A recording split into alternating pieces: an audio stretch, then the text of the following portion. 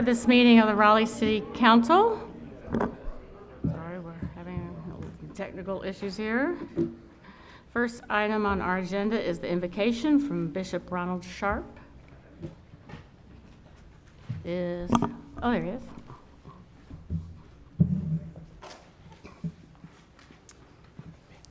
Let us pray. Precious Father, in Jesus' name, we thank you for your grace upon us today.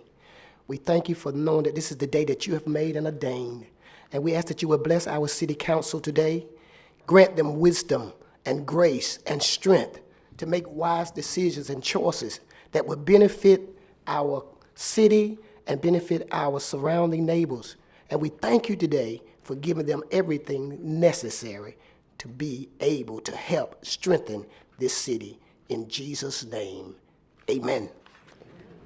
Thank you very much. Ms. Mendel, would you please lead us in the Pledge of Allegiance?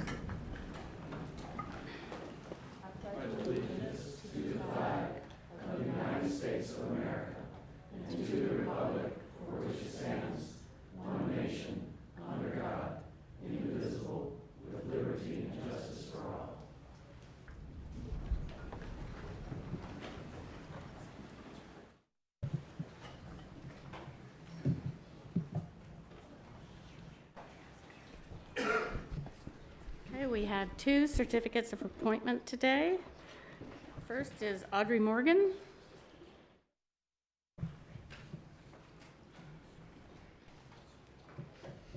Hi, Judge. Just want to thank Judge Morgan for being here. I'm assuming you guys are related. Okay. So Audrey has agreed to accept appointment by the Raleigh City Council to serve a two-year term on the Historical Resources and Museum Advisory Board. So I want to thank you very much for donating your time and your talent to the city. You're welcome to say something if you like, but you don't have to.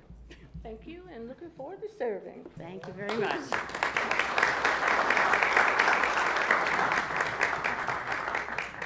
And next, Lynn Williams.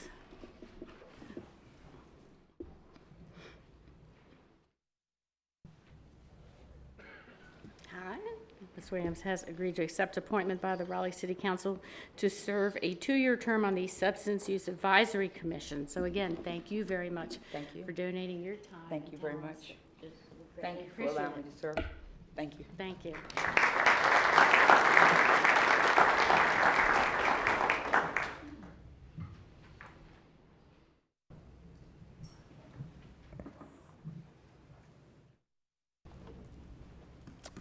Okay, that takes us on to the consent agenda. I do not have any items to be pulled. Mayor, may I just make an observation Yes. before we move forward? As y'all looked at the consent agenda, you can see that there's a lot of small cell poles and towers. And since there's been some change in some of the legislation on that, and it is important, I believe, I think some of us have had meetings, that we get a work session, and I know it's full and you'd have to figure out when, but I think to update us on what those rules are and know that these are being put out because the citizens need more 5G capabilities. And so I'd just like us to get a little more education about how to move forward as a group as these are being rapidly deployed through our city and in more residential areas than ever before, if that would be possible. So I guess the question, we do have a really full schedule for work session. Do you think that's something we could do in an update during council, or do you think we need more time? What I would just simply suggest is we'll just try to find when the agenda is balanced and bring it forward in either a meeting or a work session when we have some time. Okay. Okay. Would you be able to also provide a report, maybe summarizing what latitude we have regarding the placement of these poles? Because we know they're going to be coming fast and furious, and it would be helpful if we understood what our options are. Right. If I could ask, I might request the assistance of our city attorney to answer that question. We'd be happy to put that together. Okay. Thank Do you. I have a motion to Yeah, approve? motion to approve consent agenda. All in favor? Aye. Opposed? Okay, that takes us to the report of the Planning Commission.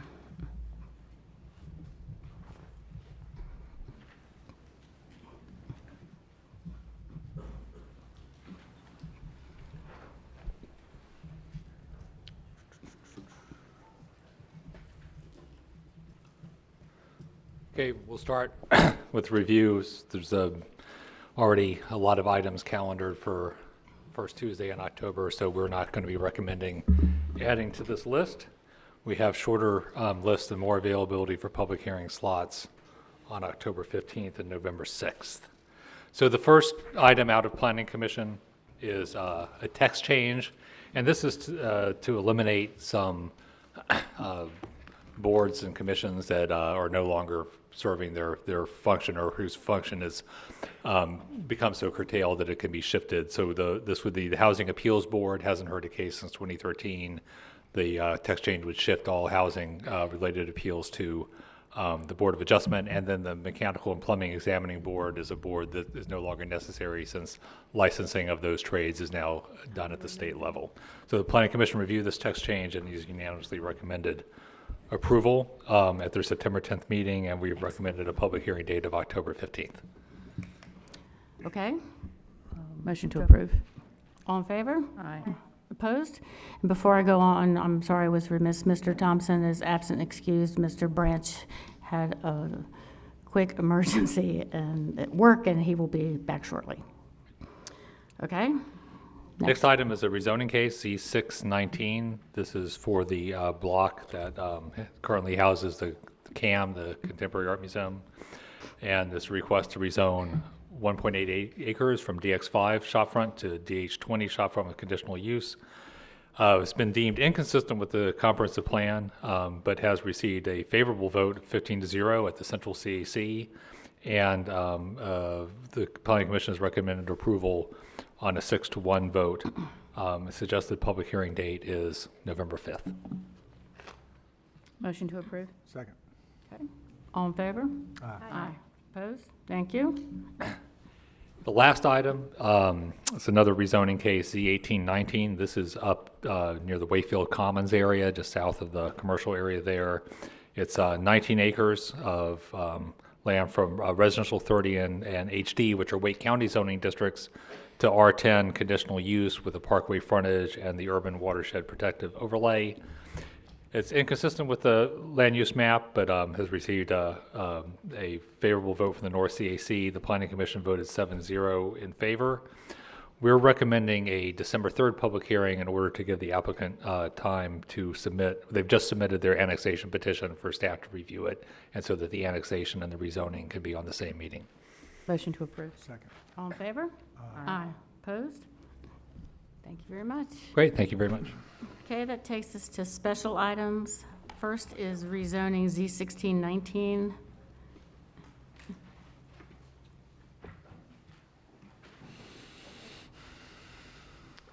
So you received this from the Planning Commission at your last meeting, and the signatures were not in order for you to take action to set the public hearing. Those signatures have been received, and you can set the public hearing for as early as October 1st if you would desire to, or the 15th or November 6th. So several options available to you there. Well, Ken just told us we can't add anything to October 1st. So. Right.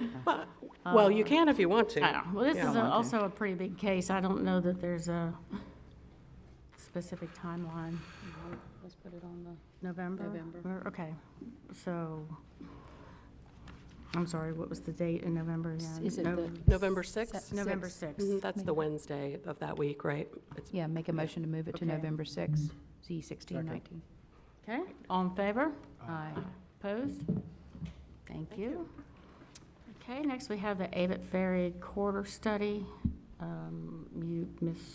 Crowder, you pulled this last time. I did. So in front of each council member is the few changes that I've recommended. After meeting with staff and getting clarification on the proposed Planning Commission changes, I'd like to propose a few amendments to the Planning Commission certification recommendation CR 11921.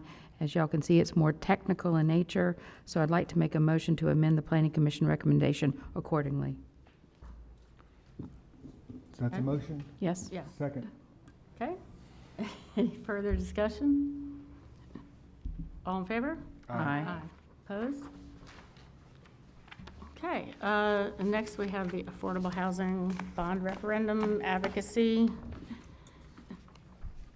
issue. Was anybody on staff So wanna say anything, staff or doesn't we have a just- yeah. presentation. You may wish to refer to the response we Right. received in terms of a letter.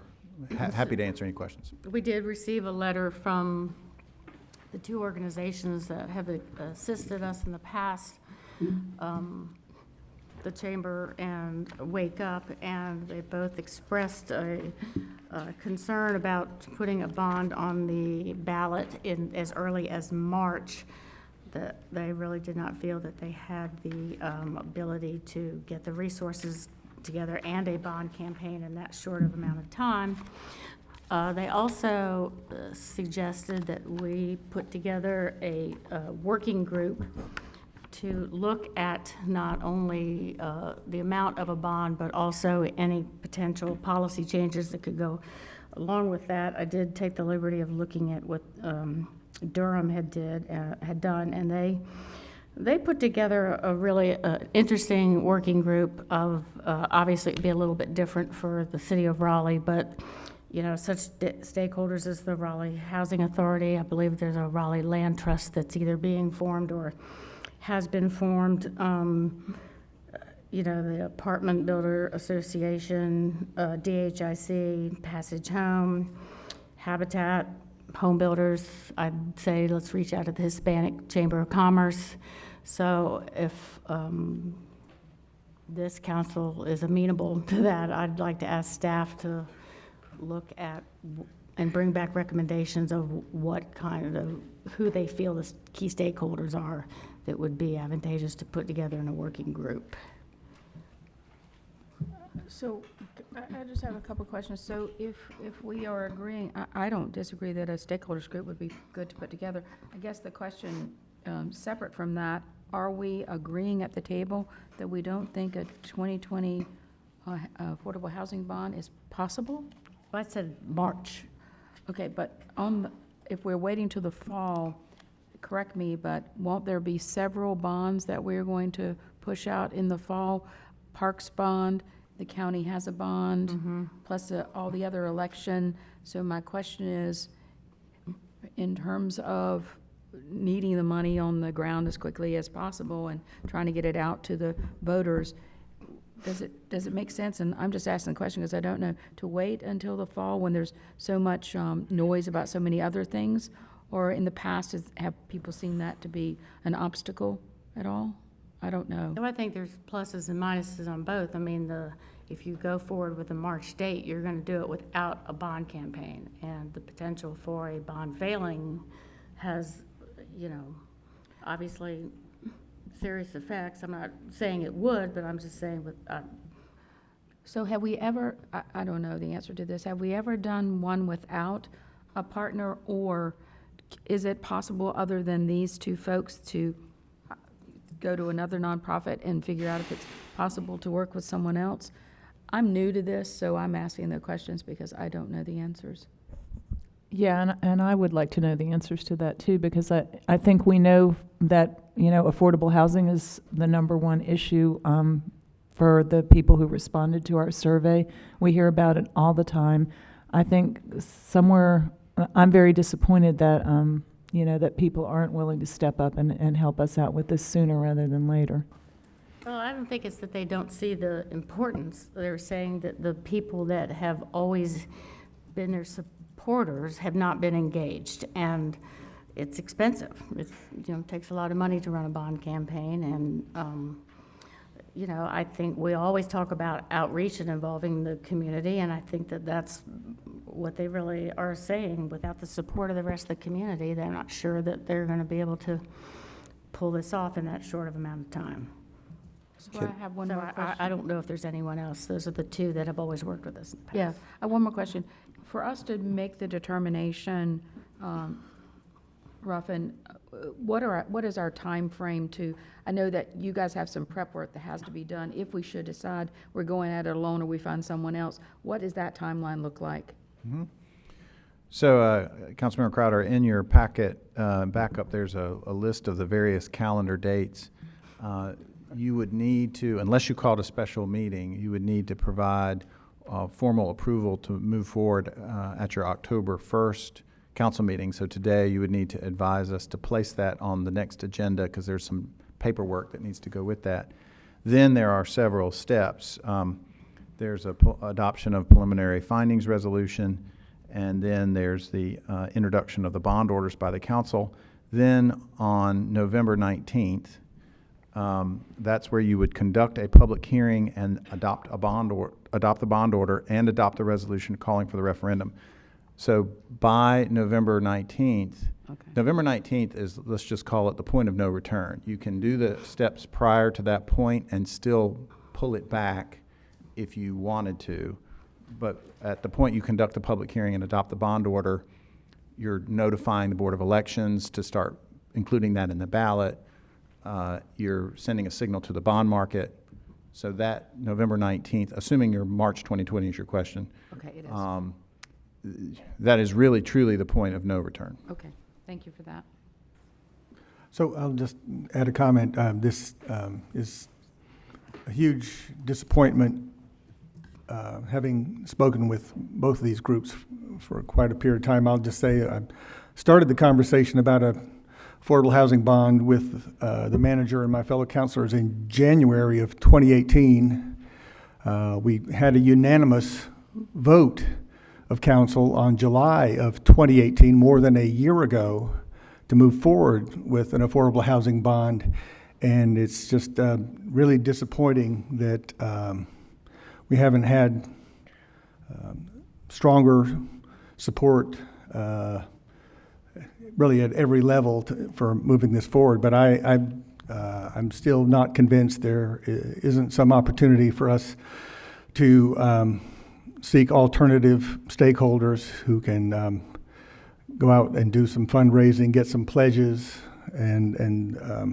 but what it would take is a strong commitment by this council that we are going to try to make it happen, and from staff to help us locate folks who would want to be involved in that to move forward in March of 2020. So I would support that effort. I'm not sure how much staff can do.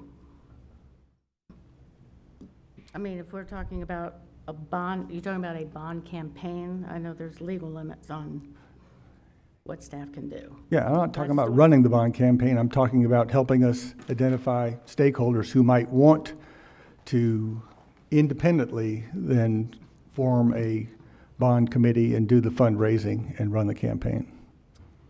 But even setting that aside, staff knows what their limitations are, and they can tell us what they can and can't do. But for right now, I want them to tell us what they can do to make this happen in the spring of 2020. And I want my fellow councilors to take a strong stand saying, yes, we really do want staff to do everything they can do to make this happen in spring of 2020. Well, I mean, I'm not sure what else you think they can do. If you've got the two organizations that have run bond campaigns for us saying they can't make this happen that quickly, what is it you're specifically asking staff to do? I'm asking them to tell us. I don't need to be the expert telling them what they can do. I need them to tell us what they can do. Well, do we need to make a motion? I'm not really sure what that means. Okay, so question, Russ, maybe, I just want to make sure I understand. So maybe the answer today is, since we don't appear to have a partner, and that is disappointing, but we don't appear to have one, perhaps we should ask staff to prepare the paperwork for, as if we are going to move forward. We have the opportunity, several meetings, to pull it back if we don't have what we need to move forward, or don't decide to do it without having a partner and just putting it on the ballot. Maybe that should be the next step. Sure, but of course I don't see any downside in asking them to tell us what their legal ability is to aggressively promote this thing as far as they can. Well, I know there are some legal limits. And I'm saying don't go across the line, but just tell us what you can do. So I want, go ahead. So there are limitations, and the city attorney can certainly help me with this in terms of what the staff can and can't do to advocate for a bond referendum, whatever the topic, whether it's affordable housing or parks or roads or whatever it is. And that's true for all local governments. It's not just the city. Sure. The demarcation, the line is around sharing information associated for the public versus advocating for the bond. So for example, when an entity, a third-party entity, raises money to develop a bond referendum campaign, they are the ones that are going to develop the signs, they're going to develop the materials that say vote for the bond, et cetera. Staff is legally restricted, but can provide information about what the bond is. So that's the handoff. We take the information, we hand it to the advocates. Right. Staff cannot go out and advocate for the bond. Yes. We can provide information. Okay. So what we've done here is we have reached out to 2 organizations. So all I'm asking you to do is find out who the other organizations might be that we can reach out to and have that information sharing with. So Okay? I'm maybe not surprising, but with Mayor on this one. And I think we've gotten a really strong signal from some of our biggest partners in the community, both representing business and nonprofits, saying we have got to do more work before we ask for a bond. And I think some of the stuff that you have actually led forward and is in Healthy Neighborhoods right now around the missing middle needs to be a part of that. I think pulling together a task force where we have our valued stakeholders helping us figure out exactly what would be in a bond and how we get there in addition to the bond, not dissimilar from what Durham did, is the right next step forward. I think if we keep pushing this for a March ballot just because we want to get more money, I don't think it sets us up for success. And I want us to succeed. So I really would advocate and push at this table that we start this stakeholder process, that we get the missing middle piece as a part of it and get that moving before doing a March 2020. And maybe that gets us to November, maybe that gets us to 2021, but we have got to do the work before we go ask for more money from the people. So are you saying that the work you want to do is sitting in Russ's committee? I think a part of it is. I think so there is a missing middle planning process that came from the planning department that's in Healthy Neighborhoods. I think that needs to be wrapped up into this conversation as well. And getting that task force together, a recommendation on what that task force would look like would be the first step. So a question on the missing middle, is that part of, because I don't know what's in your work committee, is that part of the affordability, or is that just So infill? what she's talking about, and I've distributed this this actually came out of my committee, but it was developed by staff and was presented, or at least completed, back in November of 2018. And I kept waiting for it to come back to us, and it never did. And finally, in April of 2019, I said, where is this comprehensive housing affordability study scope? And staff could not find it. And finally, they said, well, we've discovered it in the manager's office, which was, that was part of my concern, that there has not been a commitment to move this thing forward. But all that set aside, when we finally found out where it was and brought it back into my committee, the truth is, this is a 13-month process. So if we went through this process, it would not be in time for a fall 2020 vote. So plus my view of what it's going to tell us about is community values, about densifying our low-density neighborhoods. It's not going to tell us whether we should do any of the 5 programs that are already in the proposed bond campaign, which is land banking along transit, support home ownership funding, support rehab, do P3 partnerships with private developers, and number 5 is to continue to fund low-income tax credit projects. All those things, we're already doing all of those, except for the P3 partnerships. And I've been talking to some independent people about moving that forward and have some meetings set up. But the citywide study is not going to tell us whether we should or should not do any of those programs. Well, given that there's a lot of uncertainty here, at the same time, if we start the ball rolling, we can keep it rolling, and then we can always stop it at the end. So I'd like to make a motion to ask staff to go ahead and prepare the paperwork as if we are going to try to do this, and then we can pull it back if we need to. And I'll second that. I think we hear time and again that we needed the affordable housing, not just yesterday, but last week, last month, and last year. And so to get the ball rolling, I think we need to make a commitment. And this sets the commitment. We can always change later. We have the opportunity to change later. But this signals to the community that we are committed to a bond. We are committed to the goals of this bond. And so I second that motion. Well, I'll just say that nobody on this council is not committed to more affordable housing. Absolutely, everybody is. We have funded it, we have prioritized it, and that's not what this is about.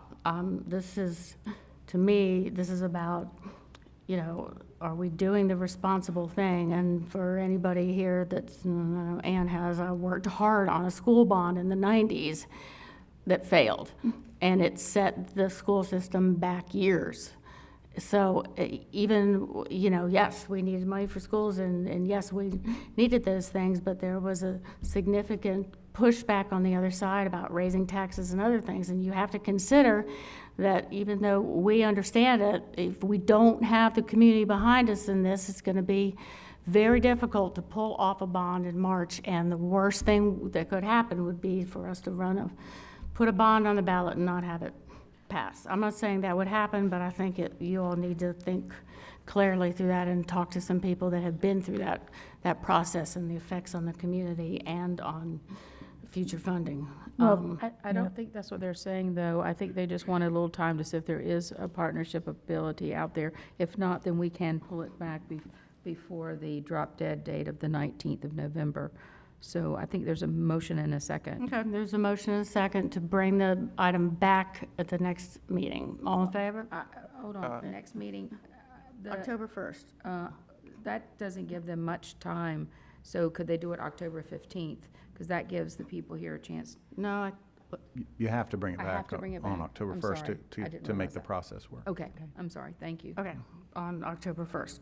All in favor? Aye. Opposed? No. No. Okay.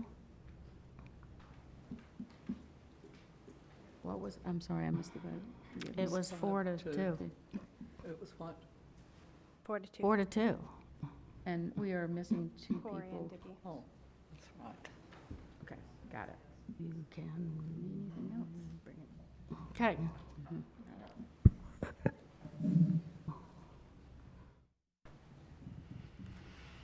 So the next item is the Go Raleigh Fair Free on Election Day. That's pretty self-explanatory. We just need to Motion to approve? approve that. Second. All in favor? Aye. Opposed? Okay, report and recommendation of the city manager. Thank you, Mayor and Council. 3 items today. The first is an update from the staff regarding the Capitol Boulevard North Corridor study. Staff has been out working in the community and holding public meetings. And the purpose today is to update you on the progress of that and get any preliminary feedback you may have as we continue to move through the process. All right, Mayor, members of council, good afternoon. Thank you for having me today. I am here to talk about the Capitol Boulevard North Corridor Study and our next phase of public engagement, which we are calling Design Directions. And so you probably recall the previous stages and the scope of the study, so I won't spend too much time on that, but I'll give you a brief recap and then I'll talk about the content that we're going to have for this stage. So again, this study is between 440 and 540 on Capitol Boulevard. We have had 3 rounds of public engagement so far, beginning last summer. And so now we're getting towards the end of the study. We're about 2/3 of the way through.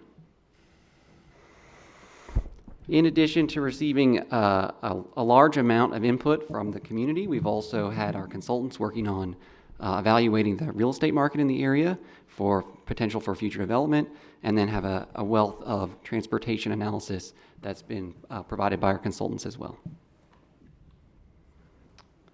So just as a brief recap of the last round of public engagement, that was called Big Ideas. We had a survey where we asked folks to give their preferences in terms of a potential street section for Capitol Boulevard in this area. And the choice that was most selected was what we call a multi-way boulevard, where you have a separation of lanes between what you could call express or through lanes in the center of the road, and then outer lanes that allow for local trips to local destinations. So that was the choice that received the most votes. The other aspect that we asked about in that survey was people's priorities between maintaining or increasing the amount of access to local destinations at major intersections along the corridor versus their preference for increasing the flow of traffic. And again, people selected increasing the flow of traffic, which is aligned with previous rounds of public engagement that congestion is one of the major issues in this corridor. And so as you can see there, 60 to 70%, depending on which intersection you look at, people said that was the bigger preference, was increasing the flow of vehicles. But also you can see there at the end, again, aligned with previous rounds of public engagement, a very strong desire among the community for pedestrian safety. All right, so for the next round, we do have what we're calling a preferred scenario for transportation improvements along Capitol Boulevard in this area. And so what that means is taking the interchange options that we had in front of us and the street section options, putting those together into a comprehensive approach to improving transportation in this area of Capitol Boulevard. And so to reach the preferred scenario, we did actually test two different alternatives, one of which was more highway-like, which we called an urban thoroughfare, and one which is the multi-way boulevard that was preferred by the community.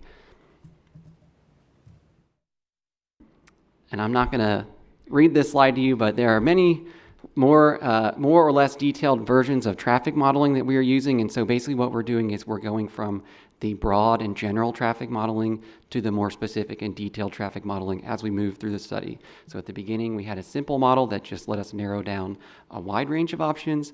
This most recent modeling in Synchro is to test somewhat robustly two options. And then once we have this preferred scenario, it's being built as we speak in a very detailed model, which will give us a really good understanding of how this will function if it's implemented.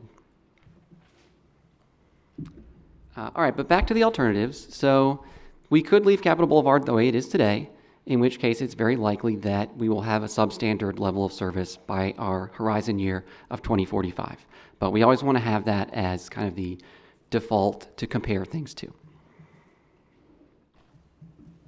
The first alternative, like I mentioned, was more of a highway style, which would involve a number of diverging diamond interchanges along Capitol Boulevard. So that's similar to what's proposed right now at Wake Forest and I-440.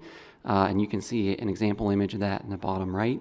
And so those do allow for a large capacity of vehicles to move through an interchange, but they do have a fairly large footprint, so a large right-of-way impact. And then this alternative did not have separate through and local lanes. It's all one combined street. And so when we looked at that, it did well in the traffic modeling, as you can guess, being as that it's similar to a highway. It did produce adequate levels of service, but it is likely to have somewhat negative impacts on the pedestrian experience and the possibility for maintaining the type of urban development that is already present on Capitol Boulevard. The second alternative was the multi-way boulevard, so having the local lanes, and then most of the interchanges proposed in this alternative are using the urban diamond or tight diamond style of interchange, which basically tucks in the interchange ramps very close to the main trunk of the roadway, and that would those would be extensions of the outer local lanes of the multi-way boulevard. So it integrates well with the street section and also has a smaller usually is going to be a smaller footprint at the interchange because it is a slightly more compact interchange, but conversely would have a larger right-of-way width along Capitol Boulevard because it is accommodating the outer medians and the additional space for separating the lanes. So this alternative performed well in traffic modeling, but had one area that did perform poorly, which was around Buffalo Road and New Hope Church Road. So that area, the Ashton Square and Terry Moore Square shopping centers, had a substandard level of service projected in the forecast year of 2045. And so we are looking at some other solutions that could work there, such as a single point urban interchange, which does improve capacity and particularly improves capacity for cross-street vehicle movements, which in this case is one of the big drivers for that low level of service, is that you do have a lot of vehicles moving east and west through Buffalo and New Hope Church. And to reiterate, the pedestrian experience would likely be better with this alternative, and the retention of the existing urban character would also likely be better. So based on all that, when we compared the traffic benefits and the other impacts on pedestrian experience and urban form, we chose the preferred scenario to be the second alternative, the multi-way boulevard with mainly tight diamond or urban diamond interchanges. And so that's what we'll have at the meetings in November that I'm about to tell you about. And we'll have a survey asking the community how much they believe that these improvements are likely to serve the community goals that were identified in the earlier parts of the study. So you may remember that there are 3 areas along the corridor that have been identified as land use vision areas. These are surrounding Highwoods and Westinghouse Boulevard at the southern end of the corridor, around Mini City, just north of the split between Capitol Boulevard and Lewisburg Road, and then Triangle Town Center. And so these areas are going to be the subject of land use policy recommendations. That will be in the form of future land use map policies, urban form, recommendations for appropriate zoned heights in these areas, and then text policies to go along with that to address implementation and integration of new development with existing areas. So here's a preliminary look at a two-dimensional. I can see that your colors are probably a little washed out there. Don't worry, they'll be very colorful when we have them printed. But basically, we'll have two-dimensional images that show where those policy recommendations would go on the ground and where they would be proposed to be added to the policy maps in the comprehensive plan. And then to go along with that, we'll have images like this one, which is borrowed from the Avon Ferry Corridor study. We are still building these images, so we don't have one available for you today, but it'll be something very similar to what you see here to help the community envision what the areas might look like if those policies are implemented through private development and public infrastructure investments. All right, so again, we'll have a survey. We'll ask the community, how well do you think these proposals are serving the goals that you identified earlier in the study? But prior to that core survey for this phase of the study, we will be having what we're calling a community assets survey. And so that'll be running through the remainder of September and into October. This date is a little off. We're trying to get that published this week.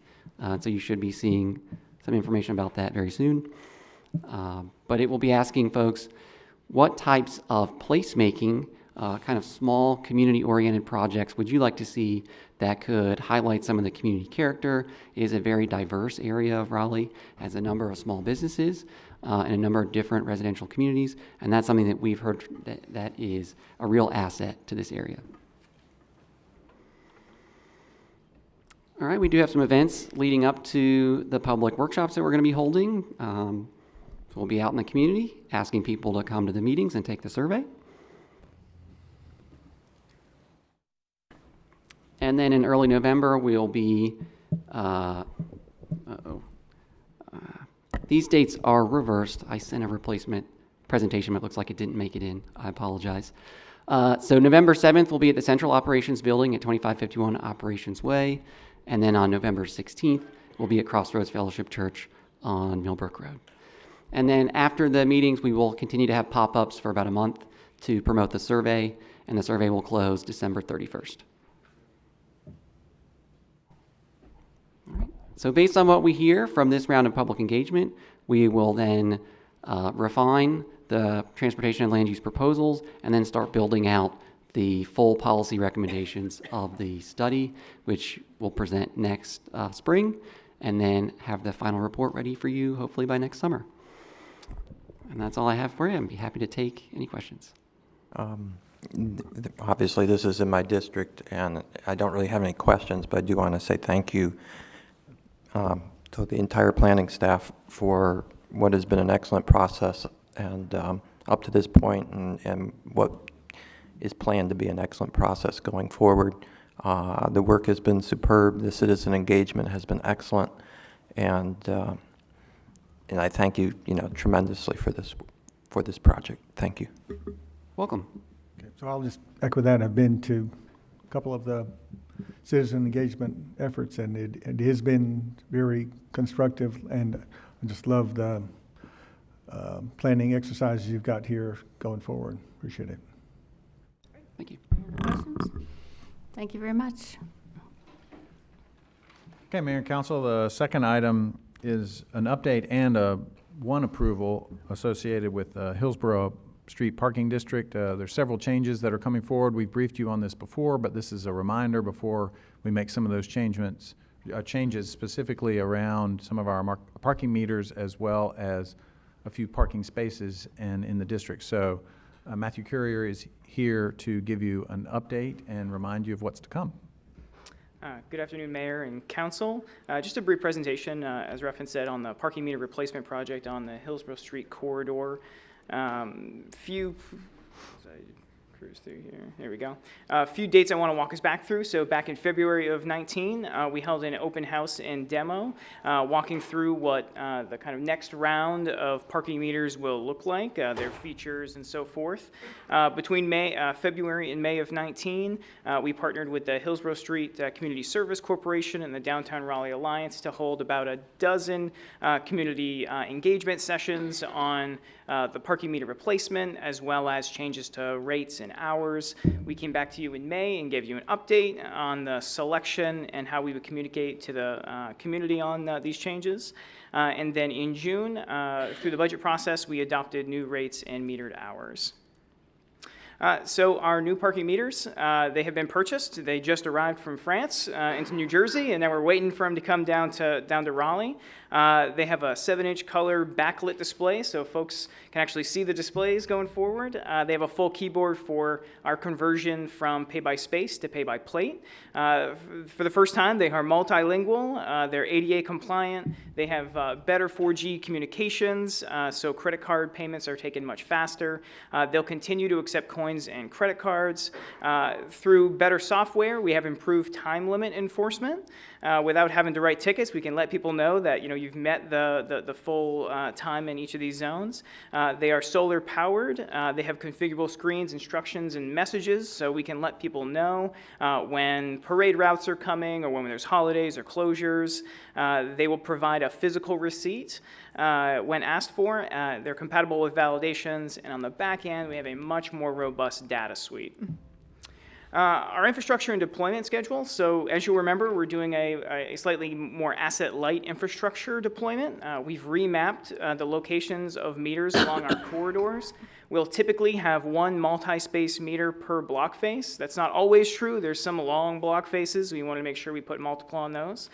We've increased our passport signage along the corridors to encourage utilization of the passport parking app.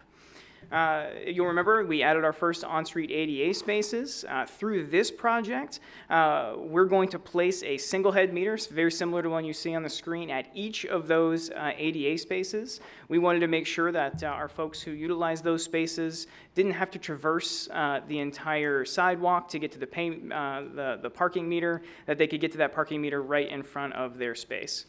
Our deployment schedule, we're going to be deploying from west to east, starting in the Hillsborough Street corridor in about a month. About mid-October, we're going to start. And then we're going to start moving. We'll move from Hillsborough Street to Glenwood South, and then the rest of downtown. We're going to do a pause after we do Hillsborough Street for about 30 days. That's going to allow us to get feedback. So this is a new change. Excuse me. These are new meters, a new process, and we want to make sure that the feedback that we get, we're able to make modifications if we need to before we move to the rest of the corridors. And it also allows our staff some time to adjust to their new citation management software that they're going to be using to enforce. So there are a few changes along the corridor that we wanted to bring to your attention. We have the addition of 5 new meters and about 31 metered spaces. The first is along Friendly Drive. It's sandwiched between a couple of parking decks. There'll be 2 new meters and 12 new metered parking spaces there. Along Logan and Chamberlain, there's a new apartment complex that's kind of on both sides of the street that's brought new demand and removed residential or single-family homes and put multifamily homes. They requested more turnover in that area, so we've placed 2 multi-space meters on that corridor, as well as material loading zones for folks to load in and out of that complex. Finally, on Maiden Lane, we've added 7 spaces right next to a loft hotel. All of these additions, we worked with the Hillsborough Street Community Service Corporation, NC State, to make sure everybody was in agreement with all of these changes. We sent notices to all of the adjacent property owners. This corridor, as you know, the majority of it is 2-hour time restricted or metered. This brings the whole corridor to being metered and being consistent. One more reminder on our new rates and metered hour changes. We'll be moving from a current rate of $1 an hour and metered hours from 8 a.m. to 5 p.m. to $1.50 an hour, and then from 8 a.m. to 8 p.m. Monday through Friday on this corridor. We're also very happy to show for the first time our new brand and new parking signs. So we are no longer ParkLink, or we will no longer be ParkLink. We'll be Raleigh Parking going forward. We've been rebranded, and this will be the first corridor to get our new pay-to-park signs. We've also partnered with NC State and the Hillsborough Street Community Service Corporation to offer new on-street parking wayfinding signage. So this corridor does have quite a bit of off-street parking and quite a bit of free off-street parking, but the wayfinding along the corridor hasn't been great. So the Hillsborough Street Community Service Corporation hired a consultant, designed signs, designed where the placement of those signs could be, and we're going to make that happen at the same time we make the other changes along this corridor. The majority of those lots are free after 5 p.m., so because now we are metering after 5 p.m., we want to make sure people have that free option and that they're aware of where to find that free option in the evenings. Finally, our communication strategy, just to remind you, along the corridor during the changes and after the changes, we'll have staff ambassadors. So we're partnering with Hillsborough Street on that as well. Their staff will be there. Our staff will be there to start educating folks on what those changes are. Our new on-screen visuals will walk people through the process of paying in a much more methodical way than it has before. We are finalizing some marketing materials, a video, and some other marketing materials to pass out through social media, through student affairs at NC State, as well as through the Hillsborough Street group, to make sure that folks know the changes are coming, are aware of the changes, and understand how to use these meters going forward. We're really focusing on easing customers through the changes, utilizing education and outreach. So happy to answer any questions. So Matthew, I think for the council to understand that this has been a great partnership between the Hillsborough Street Service Corporation, the staff, and the university. They've really worked in concert with each other to come up with some solutions to a incredibly tough parking situation. So I commend you all for finding additional parking and then unifying it so it's all the same. So kudos to all of you for working hard together. Thank you. Thank you. Any other questions? Just a comment, and that's appreciate your embracing the new technologies that are making it more flexible and easier for people to use. So thanks a lot. Thank you. Thank you very much. Thank you. Do need a motion on the traffic schedule change? Oh, okay.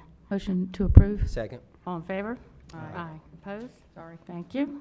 I got excited. That's right, yeah. The last item is a recommendation associated with our banking services. Staff's coming forward to make the presentation. As you may recall, council had given some feedback as a part of the criteria in the selection process, and staff used that criteria as a part of the selection. And we're here to make a recommendation and ask for your approval. Good afternoon. I'm Ted Domitz. Thank you for having me. Today, just talk about the banking services provider selection recommendation. So we went out for an RFP in February 2019. The banking services, primarily core banking, lockbox services. We have some ancillary kind of smaller things like ATM, but that's really rather small. The current contract is with Wells Fargo that expires in April 30th, 2021. And but if council was to decide to move forward with a different partner, that transition period would take some time. So about typically 18 to 24-month process, and that we would begin that relationship after the contract execution. With the criteria, we did different factors weighted at different percentages, 15% for corporate experience and financial viability, 10% for proposed team qualifications, 10% for canceled contracts, litigation, and corporate sustainability. 30% for ability to perform scope of services, technical capabilities, and references. 30% a cost proposal that was scored by the finance department. And an additional 5% for vendor security, and that was scored by the information technology department. And it is, just wanted to highlight that on April 2018, council did direct staff to include social and an environmental component to this review, and that is captured in the corporate sustainability. With the selection team, the evaluation committee was a multi-departmental representation. Then we also had 2 external subject matter experts. So it was myself, Treasury Services Manager, Investments and Cash Manager, Revenue Service Manager, from IT, Senior Business Analyst, from Public Utilities, Fiscal Supervisor, and then Deputy Treasurer of the Town of Cary and Vice President and partner at North Carolina Capital Management Trust. And from previous experience, these 2 are excellent selection to be a part of that process. In terms of the banks that did submit proposals, it was Bank of America, Merrill Lynch, BB&T, First National Bank, Pinnacle Financial Partners, PNC, and Wells Fargo. And I just want to thank all of these banks. The city has enjoyed a long and beneficial relationship with all of them. We hope to continue various aspects moving forward. The process, we reviewed written proposals, and out of that review, 3 candidates really stood on top in terms of Bank of America, PNC, and Wells Fargo. Then we invited them in to do on-site presentations, demonstrations of their banking software, and after that we had the scoring process led by procurement. With that, it was close with the top 2 of PNC and Wells. We requested a best and final proposal, and which they did submit, and then was scored by the finance department.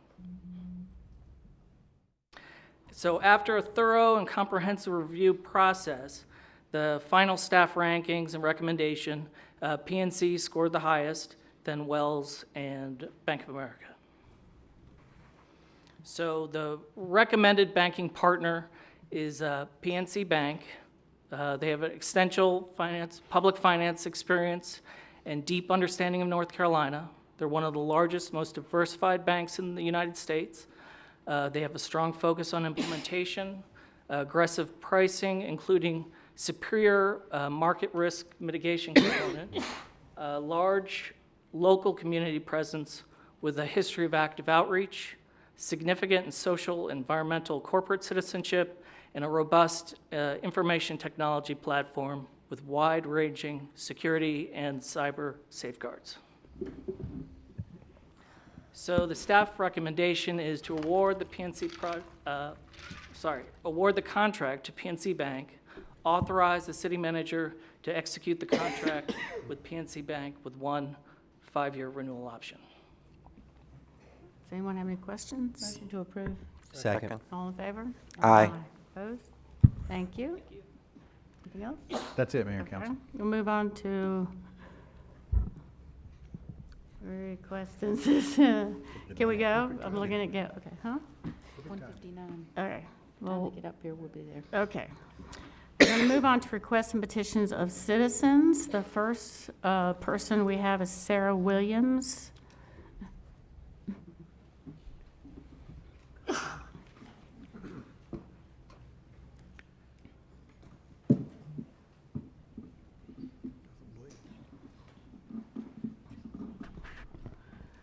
Good afternoon, Mr. Mayor and City Council. How are you guys today? Hello. Good. So my name is Sarah Williams. I'm a professional counselor and I'm a resident of Cary. I recently founded a nonprofit in North Carolina called the STEAM Program. The STEAM Program is a highly interactive 10-lesson program. It takes a deep dive into helping young girls own and embrace their self-worth. This program, it caters to middle school and high school girls throughout the entire Triangle area. Our pilot ran this January through June, and it helped to increase 98% of all participants' confidence, self-efficacy, and self-esteem. So I was motivated to create this nonprofit for 2 reasons. One, several of the issues that exist in our society stem from lack of self-esteem within ourselves, things such as drug abuse, addiction, high pregnancy rates, even violence. It's very difficult for someone to say they love themselves and for those things to take place in their life. So learning to love ourselves is a huge part of becoming productive citizens in society, and that's why this program is so important. Secondly, I've had to heal and overcome my own self-esteem issues as a young woman, and all the lessons in this program are things that I've actually lived and I wish could have been available for me as I navigated life. So currently I'm seeking 2 things. One is financial backing to continue the program. We are relaunching in January in Raleigh, but the participants will be from all parts of the Triangle, although a lot of them do actually come from Raleigh. Secondly, I'm looking to partner with school systems and larger nonprofits who may be interested in having the STEAM program curriculum as a part of the organization's programming. We were recently featured on ABC News 2 weeks ago and also through WRAL. And so if anyone is interested in supporting us or can help with these things, then my information should have been provided to you guys. Thank you so much. Thank you. Great. And if you want to follow up with staff, we have a granting program that you would apply through. Awesome. Thank Okay, you so much. you. Okay, next we have Joseph Hartman. Is Joseph, oh, there he is.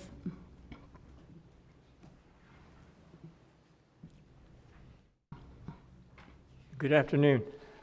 Thank you for this time to speak briefly about 3 steps to improve pedestrian safety in Raleigh. The first suggestion involves city nuisance codes and our streets that don't have any sidewalks. On some of these streets, there are brambles, cactus plants, and other obstructions right alongside the curb. In our own neighborhood, there are more than a dozen places, each at least 10 feet long, where pedestrians can't get out of the street onto the curb to avoid oncoming traffic because of these kinds of obstructions. This is within a block of Combs Elementary School. But the city nuisance code, section 12-6002, only empowers city inspectors to deal with obstacles that extend beyond the curb out into the street. So pedestrians face a choice. Do we dodge cars out in the street or do we dive into the brambles at the curb? So please consider changing the city nuisance code so that inspectors could have a barrier, a space that is kept free of barriers for a few feet from the curb into the verge on those streets that do not have sidewalks. The second suggestion involves new construction and imaginary sidewalks. My wife, who's here today, she and I have counted up about 30 houses and other buildings very recently constructed without any sidewalks at all on streets that feed directly into Western Boulevard, which will be Raleigh's major east-west bus route. Please consider changing the in lieu of process in the UDO and require that real sidewalks are built as part of every new development. Pedestrians need real sidewalks and not in lieu of ones. And the third suggestion involves nostalgia and facts. Raleigh's current neighbor sidewalk petition program is a fickle way to decide where sidewalks are most needed. In our own neighborhood, some residents have voted against sidewalks because they don't want to move a flower bed, or because they feel content that nobody's yet been injured or killed by traffic on our street in the last 30 years. Please institute an objective ranking method that's based on safety facts to decide where infill sidewalks are most needed. This could include proximity to schools and bus stops and so forth. Let's make sidewalks a high priority for the safety of pedestrians instead of a matter of personal whim. Thank you very much. Thank you. Thank you, Mr. Hartman. Very much. Okay, next we have Anthony Quartaro. Sorry, I'm sure I. Quartararo. Thank you. Good afternoon. Without affordable, my name is Tony Quaterero, 1012 Collins Drive, Raleigh.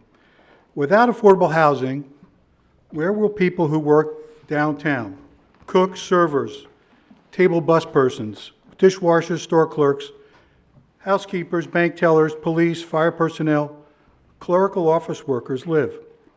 Will they commute into the city, causing more traffic jams, and pay $2 an hour to park in a lot for a job that pays $7.25 an hour? You've turned the downtown into an enclave for privileged people who came here for jobs supported by tax exemptions paid for by Raleigh taxpayers. I asked you in March to contact John Kane regarding his March 2018 statement published in the NNO on March 23, 2018, supporting a 10% affordable housing set-aside if it was legislated. You came back with eyewash, voluntary compliance depending upon the largesse of developers. The $1 million offered by Kane for the 40-story tower is a Trojan horse, a rounding error for such a project. An affordable house costs $200,000 to $250,000, so you get 4 to 5 houses, a drop in the ocean for the needs of Raleigh. When Mr. Kane was asked this Sunday by a friend about affordable housing legislation, his immediate response is he blamed the City Council for not taking action.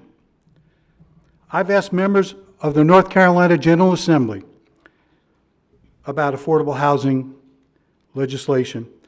They blame the City Council for not taking action. I've asked members, if Davidson, Manteo, and Greensboro could do it, why not Raleigh? The only answer I can envision is because it wasn't important enough to do what is right. You did what was expedient.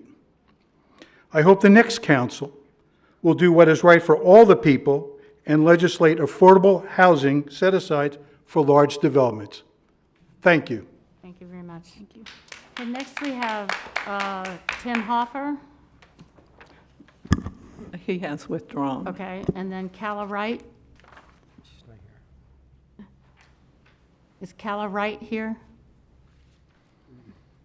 Okay, and we will move on to the next matter scheduled for public hearing. First is demolition of unfit building.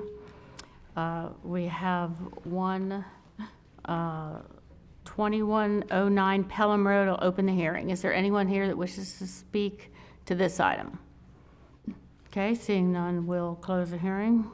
Do I have a motion to adopt the ordinance? Move for approval. Second. All in favor? Aye. Opposed? Okay, next we have the public nuisance abatement. I'll open the hearing and read the addresses if you're here to speak. Mayor, excuse me, before you start, could I withdraw some of these and save you the trouble? Okay. 19 Bart Street and 23 Bart Street, we were just removing those from the agenda. They might come back. Okay. 3204 Crandon Lane has been paid. Okay. 7900 Harwick Drive has been paid.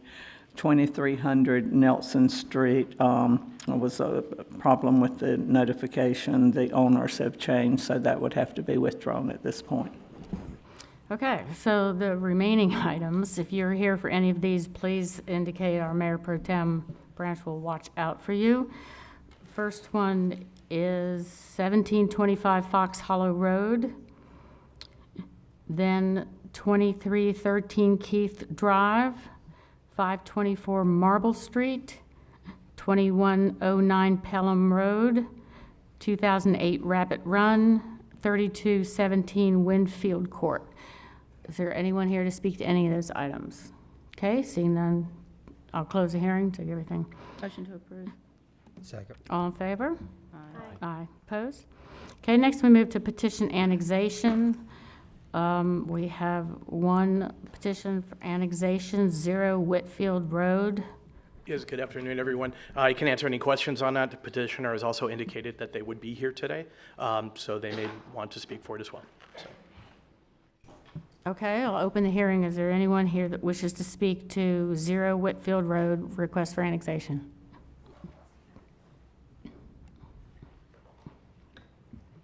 Good afternoon, ladies and gentlemen of the council, Madam Mayor. My name is Patrick Barbeau. I'm a project manager with the Timmons Group. I'm the project engineer for this, and I'll be happy to answer any questions you have. Would you give your address to the clerk, please? It's 1000 Norton Bridge Road, Raleigh, 27603. Thank you. I'm still trying to get mine to open, so I'm sorry. Does anyone have any questions? Is there anyone else here that wishes to speak to this item? Okay, does anyone have any Come back to you. questions for this annexation? Okay, seeing none, I'll close the hearing. Motion to approve. Second. All in favor? Aye. Opposed? Okay, Ms. Wright is now here, so we'll go back and skip back to Callaway. Good afternoon. I looked at the agenda and it looked rather lengthy, so I guess I misjudged my timing, so I do apologize. I'm Calla Wright. I reside at 613 Cooper Road. I've come before you many times.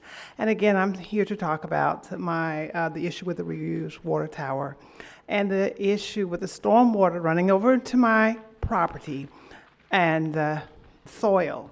Originally, my soil was very deep, very rich soil, and with a continuous runoff, it is now sandy, and that issue needs to be addressed. And the issue with the tower itself having the only reused wastewater tower, which is a toilet water located on a cheap piece of land in southeast Raleigh, is a very big concern and continues to be a concern that many of our residents, being Black citizens, and feel that the treatment with the tower being in our area neighborhood to serve the primarily white, privileged Raleigh Country Club is a big issue that needs to be addressed. And in addition to that, there are the other issues of the treatment of Black citizens with the development of the Raleigh City development. We feel that we've been left out and that many of the issues regarding business homelessness have been ignored. And again, we are taxpayers,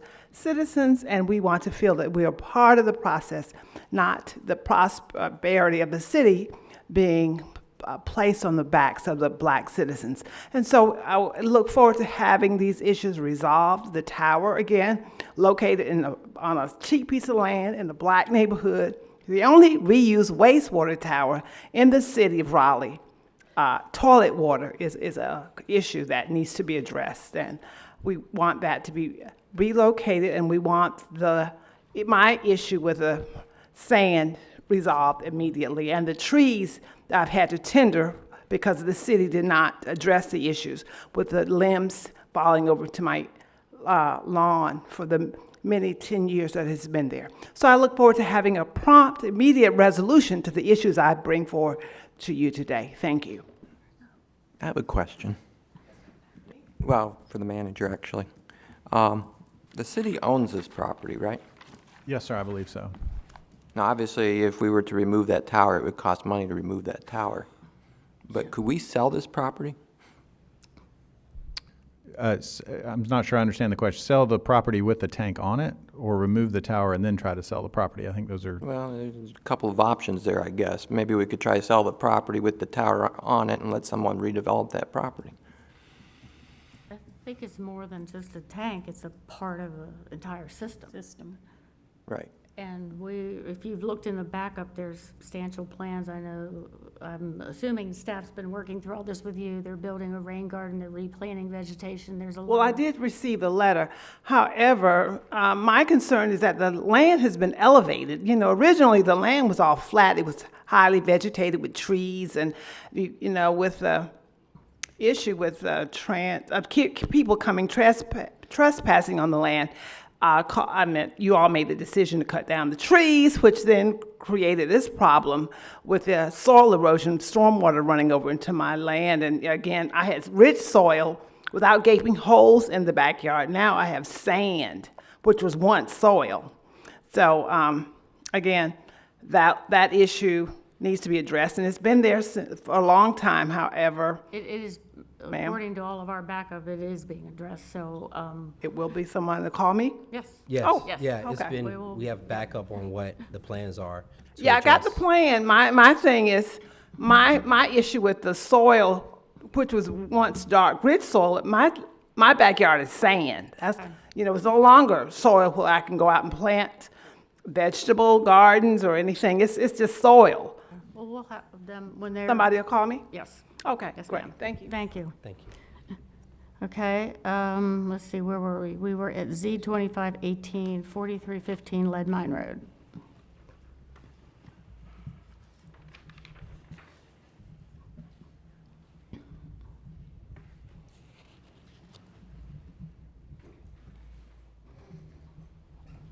So this public hearing was opened back in May, and the item was referred with the hearing open to Growth and Natural Resources for discussion at the last discussion of the committee, and continued at that time. The public hearing was continued to this day as a date certain. The committee has ongoing discussion and actually would like to continue their discussion of this item. And I believe the desired date to continue the public hearing to would be November 6th at this point, which would allow further discussion in Growth and Natural Resources. Okay, so the hearing is open, so you'd like us to continue the public hearing until November 6th? Yes, ma'am, Do we that's need right. to ask if there's anyone here to speak to it, since it was advertised? We had to advertise it. We had to bring it back so it could go back to committee, but I think the attorney for the case is here. But that's, okay. Okay, so do we have a motion to continue the second hearing till November 6th and send it back to committee? All in favor? Aye. Opposed? Thank you. Sure. Okay, next we have rezoning Z1919. Right, this is a new public hearing, first appearance. So this is 200, 206, and 210 Southwest Street. It's a request to rezone just under 2 acres from DX12 shopfront to DX40 with conditions. It is consistent with the comprehensive plan and the future land use map. It is inconsistent with the urban form map. The Planning Commission recommends approval, as does the Central CAC, and RHDC voted approval, but that was a conditional vote, and the conditions of that vote have not been obtained. And my understanding is the applicant intends to submit revised conditions after the public hearing is closed, so we're not looking for action from you today. So I'm providing you with information, and I'm guessing the applicant will be also. So this is pretty close to where we are sitting right now, a couple blocks west of us, across the street from the Dillon, adjacent to Raleigh Union Station and the rail line. So here's what that site looks like today. So this is on Hargett Street looking east toward downtown. So Citrix is on your left, Raleigh Union Station is on your right. And then here's a view from Hargett Street looking back to the west, so you can see the railroad tracks ahead of you, Citrix to your right, and the Dillon in the foreground on the left there. And then another view from West Street, Raleigh Union Station to your left in the foreground, looking along the west side of the Dillon and at the site proper.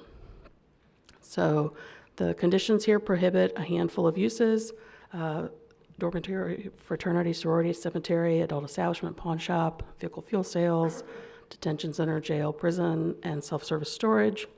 The current conditions offer no less than 20 units of affordable housing, affordable to households earning 80% of the average median income for a period of no less than 10 years, and also require that the building should be a mixed-use building. Prohibits surface parking with the exception of the bus service area. Remember, this is the proposed future site of the bus station to supplement Raleigh Union Station. It provides standards for pedestrian access, spacing, and standards for building type and building materials. So remember, they're removing the frontage and offering conditions, and they're offering conditions that are mimicking some of the requirements of frontage otherwise. So that's what they're doing there. Significant change in entitlement, going from 12 to 40 stories. You're looking at a lot more capacity on this site. Again, consistent with your future land use map, but inconsistent with the urban form map because the frontage is not offered. They're offering some frontage-like conditions, but they're not offering the full-blown frontage.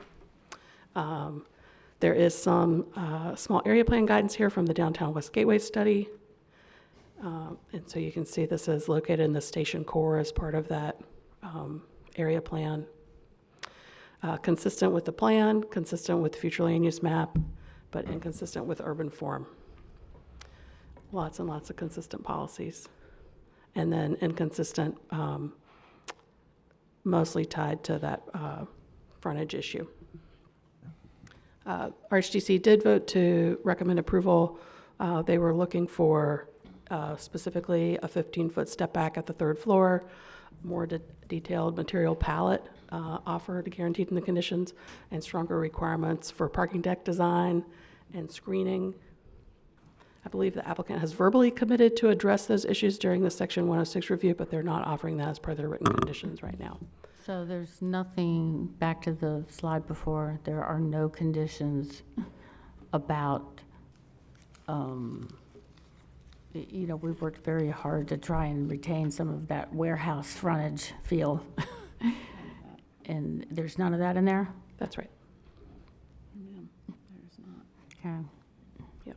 What other questions can I answer for you about the case before you open the hearing? So correct me if I'm wrong, but there were a lot of things that are yet unsettled, and it appears that this application has to be quickly moved forward because of some time restraints on getting it done for some kind of funding, right? I think that's a better question for the applicant. Okay, thank you.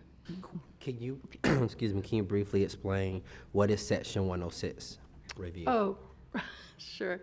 So there's federal money involved in the project, which would require an environmental review, which would include, so what RHTC is, so this is the Raleigh Historic Development Commission, is interested in what kind of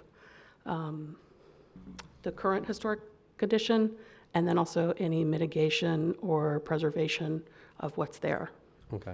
So the Section 106 is required because of the federal dollars. That's right. Which means they will have to work with RHDC as far as not maybe at the zoning part, but at least at site plan, in order to move the project forward. So Section 106 would not necessarily require the engagement of the Raleigh Historic Development Commission. That's answering to a federal agency rather than a local agency. Okay. And so that's why RHDC is asking, you know, they've asked for some very specific things at this stage of the process, and the applicant is saying, in lieu of that, what they have said verbally is that they would address those issues during Section 106. Okay. But that's not a process that we have a lot of local input or control over. Okay. Okay. Any other questions? Open the hearing. Okay, we'll open the hearing. This is a rezoning, so we have 8 minutes for those in favor of to speak and those 8 minutes for those opposed.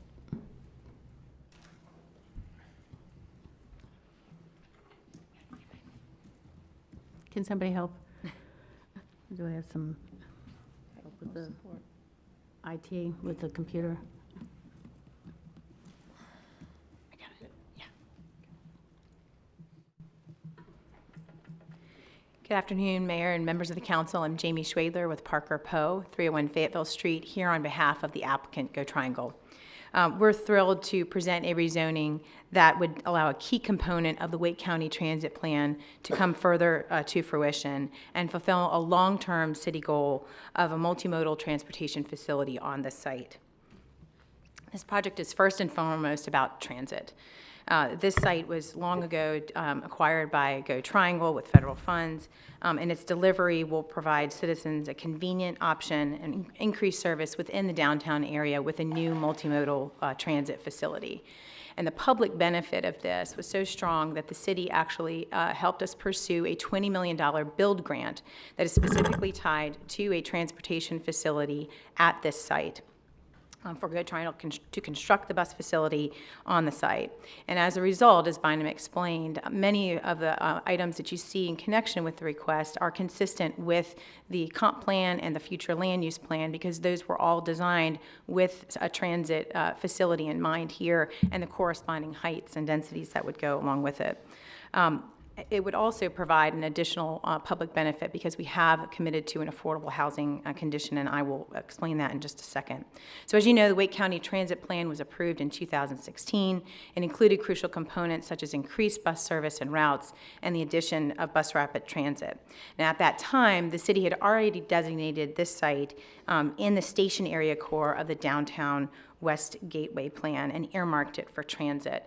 And Bynum explained that a little bit in the station area core plan, but there are some specific guidance in the comp plan that talks about what the station area core was envisioned to be and how the corresponding development intensity should be associated. Where we have transit, it can better facilitate greater heights, greater densities, and affordable housing. So at that time in 2016, Go Triangle had already acquired the site about 12 years prior with federal funds, and in connection with the build grant that was on the horizon, Go Triangle began the process of seeking a development partner to build over top of the bus facility. But two things happened in December of 2018 that fundamentally changed our time frame. The first was that we were awarded the $20 million build grant, which has a deadline to enter a final memorandum of understanding by September of 2020. If we miss that deadline, we lose the grant and we have to start over. This assumes we're through zoning and site plan and on our way to pre-construction. And the second item that occurred was that we received a federal action letter that required us to make progress on development in the site by June of 2020, or risk having to pay back almost 55% of the value of the site to the federal government. And that was tied to the federal funds with which we acquired the site at the beginning. So two federal oversight issues, but both carry a very stringent deadline that we have to meet or risk forfeiting a significant amount of money. On the June 20th date, does that have to, I'm eating up your time, I'm sorry. It's okay. Does that mean that you have to have construction underway, or you have to be prepared for construction, or you have a bulldozer on the site? I mean, we think it means prepared for construction. So we believe because we have to get the site rezoned before we can even submit for site plan under Raleigh's rules, we need the rezoning first, then the site plan, and if we're at that pre-construction stage, we believe that will satisfy the deadline. okay, thank you. Thank you. So given those pressures, we moved forward with the rezoning as quickly as we could. We issued an RFP to select a developer to partner with us because we're a transit agency, not a private developer. And we filed the zoning the next month after you all had approved the affordable housing condition, because we wanted to be able to take advantage of the text change and offer affordable housing right out of the gates when we filed in May. So we've done that, and these are the zoning a summary of the zoning conditions. Bynum did a great job in summarizing those. I won't belabor the point, but I will go into a few of them as we go forward. The comprehensive plan's consistency policies are tremendous. They're overwhelmingly consistent with the comp plan, and they really center on the policies that note that transit is what we need to provide the density, height, and affordability that's appropriate for this area. So all three of those things kind of work together for this particular site that make this a very different project than another affordable housing project or another multifamily project or another 40-story tower that you've seen before you. And what also makes this different is that from the beginning, we offered a affordable housing condition that follows the city's template.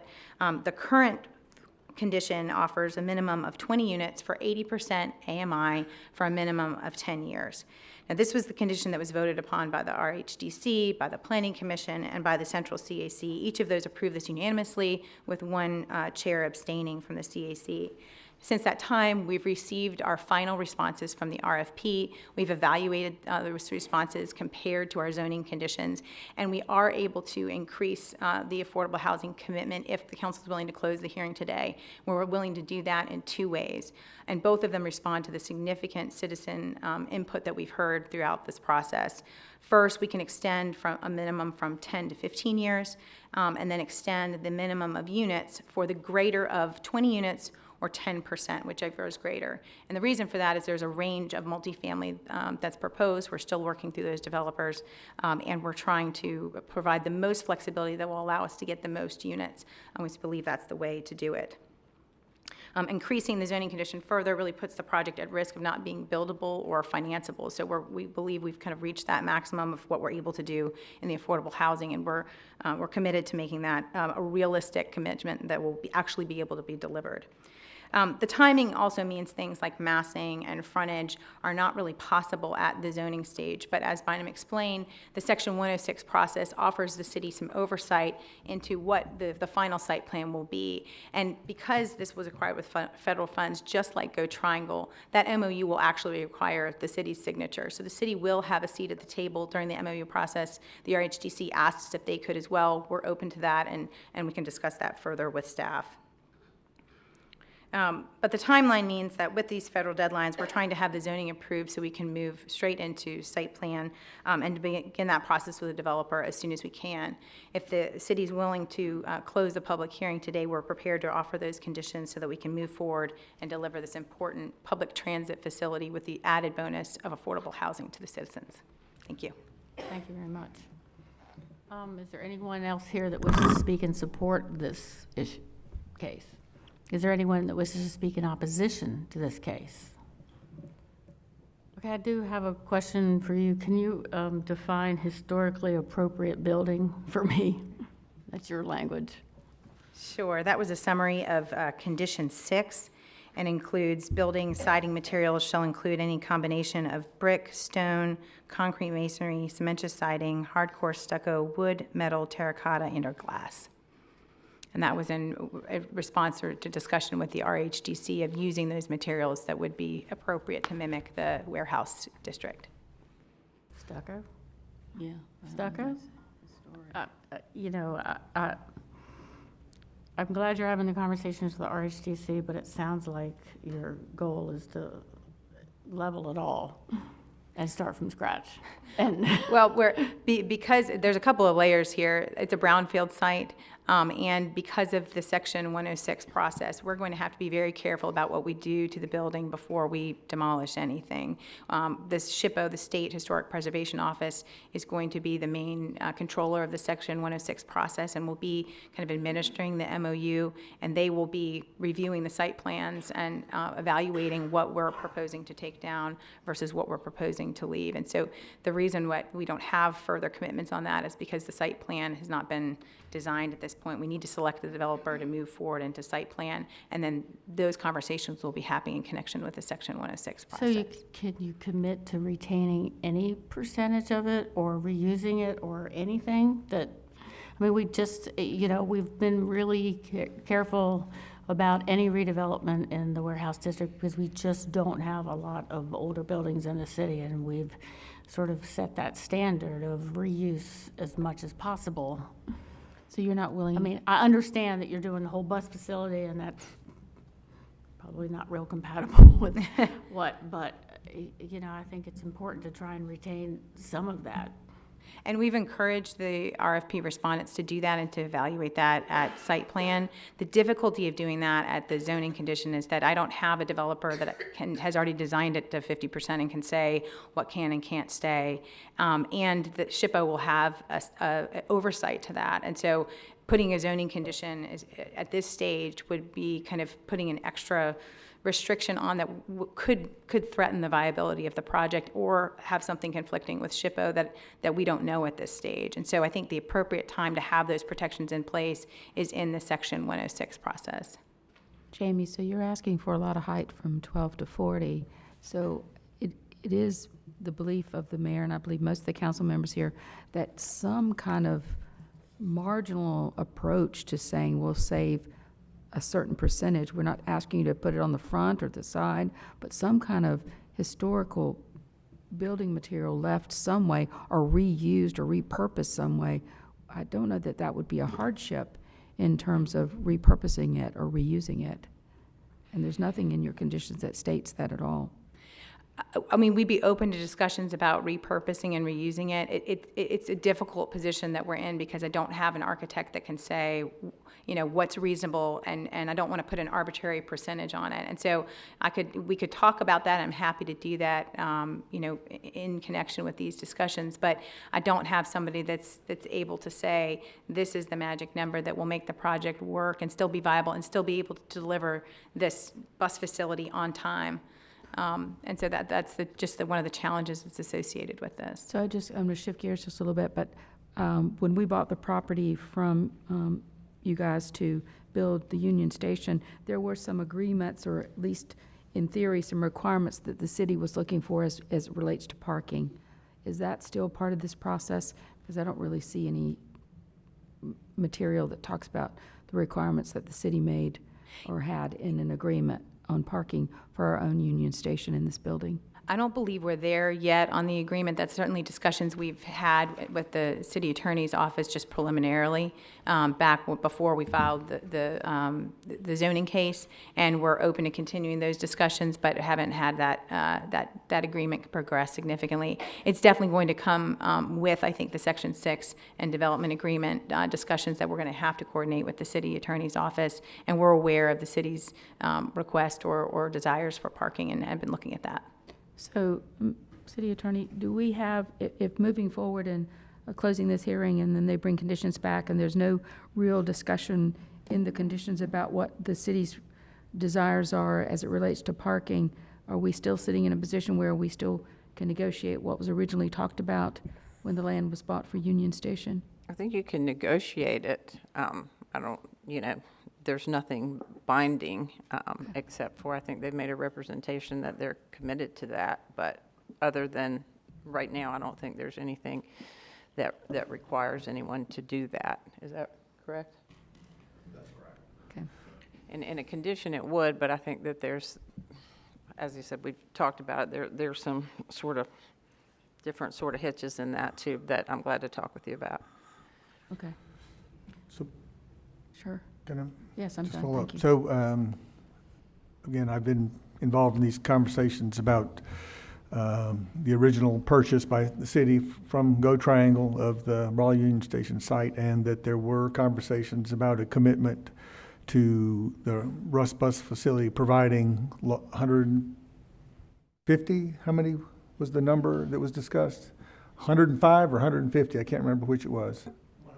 150 long-term spaces inside this facility, and I'm just wondering why that wouldn't be memorialized in the conditions for this case.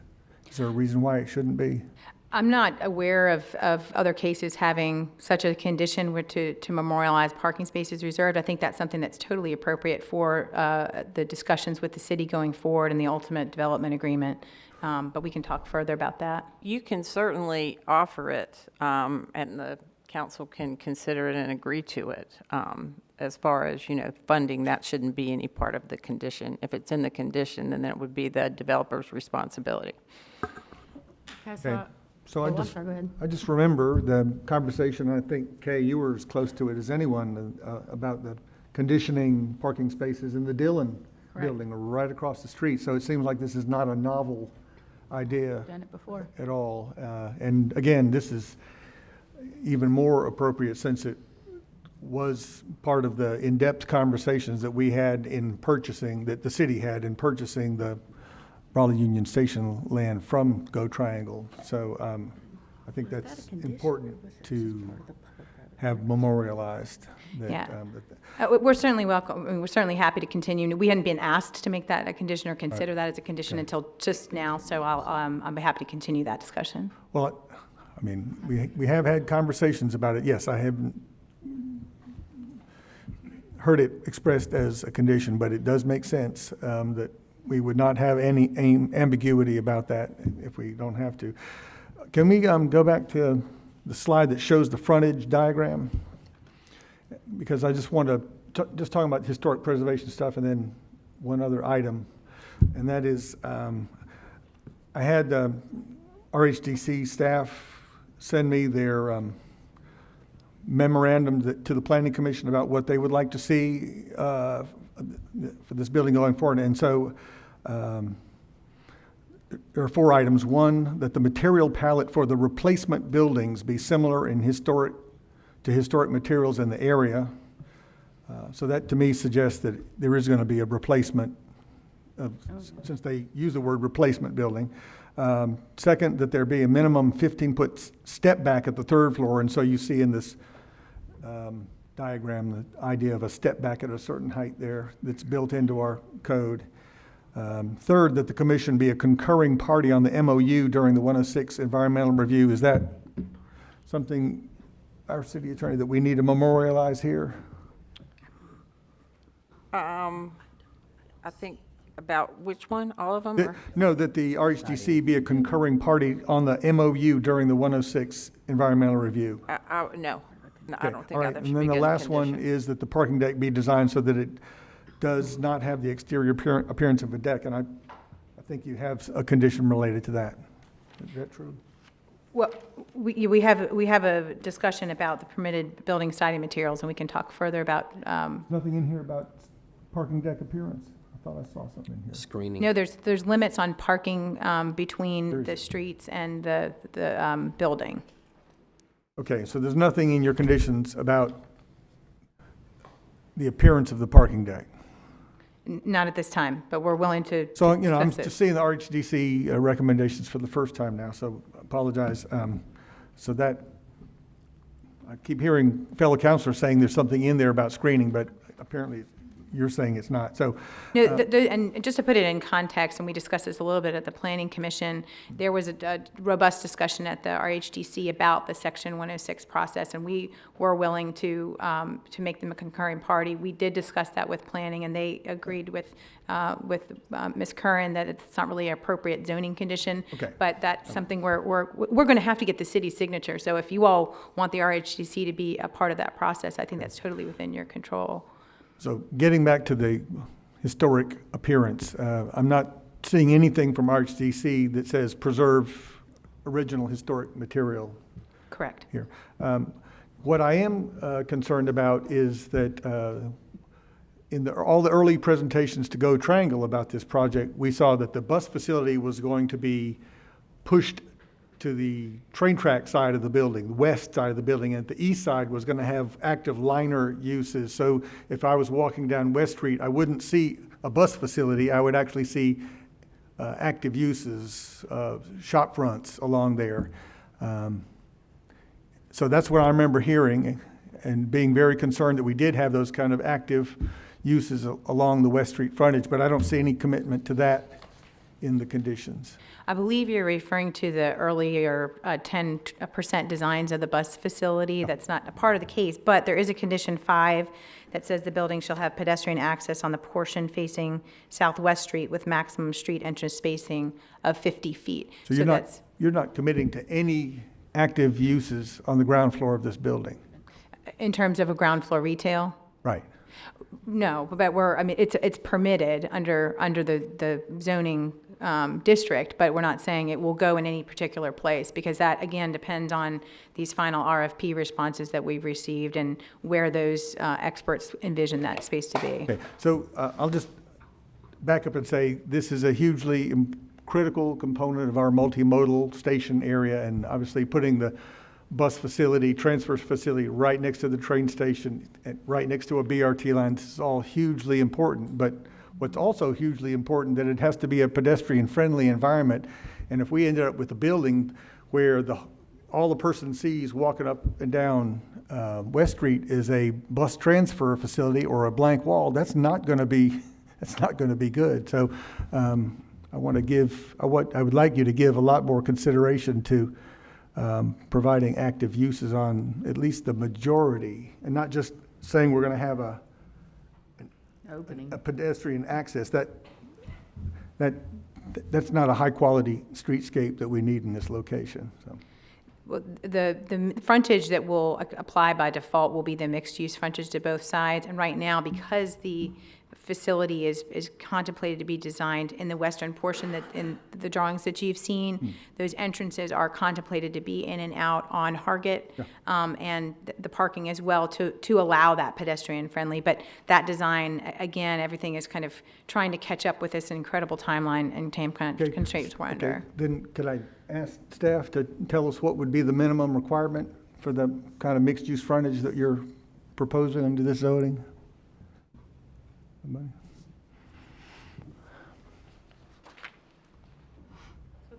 They're not asking for a frontage, that's the, Well, I heard a mixed use would require some kind of, yeah, I'm not sure, I don't know what that is, that's not something that's in the code. Shopfront frontage or a urban, general or urban limit frontage, urban limited frontage would require a certain level of transparency, would guarantee spacing of pedestrian entrances, likely to bring a certain level of ground floor finished space height. So it would be retail ready, not requiring a use, but requiring a form. And then there are parking deck screening requirements that prevent deck use right at the ground floor in those urban frontages, but nothing that would guarantee a retail use or even an active use. okay. So I'll go back to Jamie. I apologize if I took for granted that the early conceptual designs that showed active uses there were not being jettisoned at this point. I think that would be a huge mistake in this really critical area that we want to promote walkability. So I'd like to see a condition that committed to something sort of, at least sort of like what we see on the other side of the street facing in the Dillon building across West Street. So again, we're not going to end up with a worst case scenario of a blank wall or just a open set of piers looking into a bus transfer facility. And are you talking specifically about West Street, the West Street facade? Yes, that's the only one I care. Well, I mean, look, seriously, think about the southern face of your building. It's facing right out onto that plaza. Do we really want that to be a dead wall there too? Is that what we're talking about? We tried to activate the plaza. Right. And I think what we're dealing with is that because of the timeframes, the design for all of those things just hasn't caught up with the rezoning, and we don't have all of those details. But all of these developers are going to be incentivized to do all of those things, and then the Section 106 process is going to be the ultimate oversight for all of it. And I understand what you're saying about the streetscape, and we'll look into that and figure out how we can. There are some like lowest common denominators between all the RFP responses, and I'll go back and look if there's something that we can add there. What I don't want to do is add in a condition that is well-intentioned by all of us, but then causes the project not to be workable, and the RFP process is in jeopardy. And so I understand the pressure I'm putting you all under, but believe me, Go Triangle feels it as well. Well, it's very unfortunate that Go Triangle has represented to the Go Triangle board that there were going to be active uses along there, and that somehow those representations didn't get translated into the RFP or into the conditions here. It's just, it's a huge problem. Well, I do believe there's a great deal in the RFP. Not everything from the RFP was translated into zoning conditions, but I'm happy to talk about that further. Okay, thank you. So, I'm sorry, can you just tell me, back to our concerns about maintaining the historic character, how does your 106 process guarantee any of that? So the 106 process is required by federal law, and it's connected to the federal funds that were used to acquire the site. And it requires that this Section 106 process results in an MOU that's finalized by September of 2020. Between who? Sorry? Between who? Between the city, SHPO, the State Historic Preservation Office, Go Triangle, and I'm not sure if FTA is a part of that or not, but it involves all of those components. It's the same process that the city went through with the original Raleigh Union Station. And so what it does is require all those stakeholders to sit down and evaluate the historic properties of this area. And mind you, this is not in a National Historic District. The buildings were evaluated to be included, and they were decided not to be because they'd changed so much in their character since over time and changes made to the buildings. They were not evaluated to be included in either a National Historic District or an overlay district. So it's a little bit different. Not to say that they're not historic value, but it's a little bit different than some of the other historic cases that you see. But the SHPO office will have oversight of that process, and the city will have a seat at that table to talk about how the site plan is interacting with those historic buildings. No, I'm sorry. So I guess I'm just, the word stucco definitely threw me for a loop. I mean, I don't want a stucco wall on West Street, which sounds like would be allowed with the conditions you put forward. I mean, I'm really uncomfortable with that. So I guess, I think you're hearing the conditions that we're looking for. We need some kind of condition or guarantee that either that material will be used or reused or something. I know it's hard because you don't have a designer yet, but on the other hand, you could pick, if you understand how important that is to us, and we make that a condition, you find a designer that can do it. I mean, that's I really won't oversimplification. support this rezoning unless we get these conditions for activating the streets, as Councilor Stevenson mentioned, and also regarding the materials, as the mayor has mentioned. So can I just, it seems like we could get a reading from the State Historic Preservation Office about what they are going to require in terms of materials that might be adequate at this point, not having a design for them to say, we expect you to, what we'd like to hear is we expect you to come back with the same palette of materials that's there now.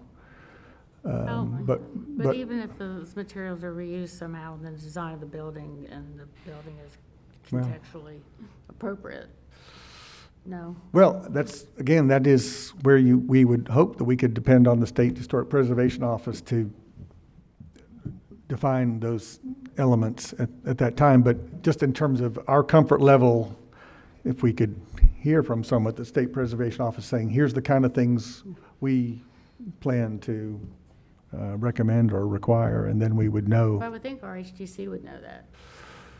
I don't see anyone here from RHDC. But RHDC has to be part of this 106 agreement? The city has to be part of the 106 agreement. We will consent to the RHDC being a part of that if the city prefers. But I think Councilmember Stevenson's point was well noted, that they reviewed these same conditions. We haven't changed them since we went to the RHDC, and did not make a comment to remove them, or that they expected a certain portion of it to remain, and they are the body that sees most of these. And so the points are well taken, and I'll take them back to the development team. But I think it's an astute point to make by Mr. Stevenson. Well, and the first one is the material palette for the replacement buildings be similar to the historic materials in the area. So we'd like to believe that means it'll be brick, but. I think she's heard us. I'm kind of inclined to close the hearing and give them an opportunity. City Attorney, did you have something you wanted to? Oh, I was just saying that the RHDC is a part of the city, so that wouldn't be a party. That's to an agreement. It would be the city, and of course, there are people who do that. So that's how that would work. Okay. Given the large amount of money that's on the table here that Go Triangle could lose, I would definitely like to see this move forward as quickly as possible. So I'm hoping that we can make sure we have the conversations we need to have to get the rezoning passed. So in that vein, I've heard one other counselor say that the active uses on the ground floor are critically important. I'd like to hear if anyone else on council feels the same way.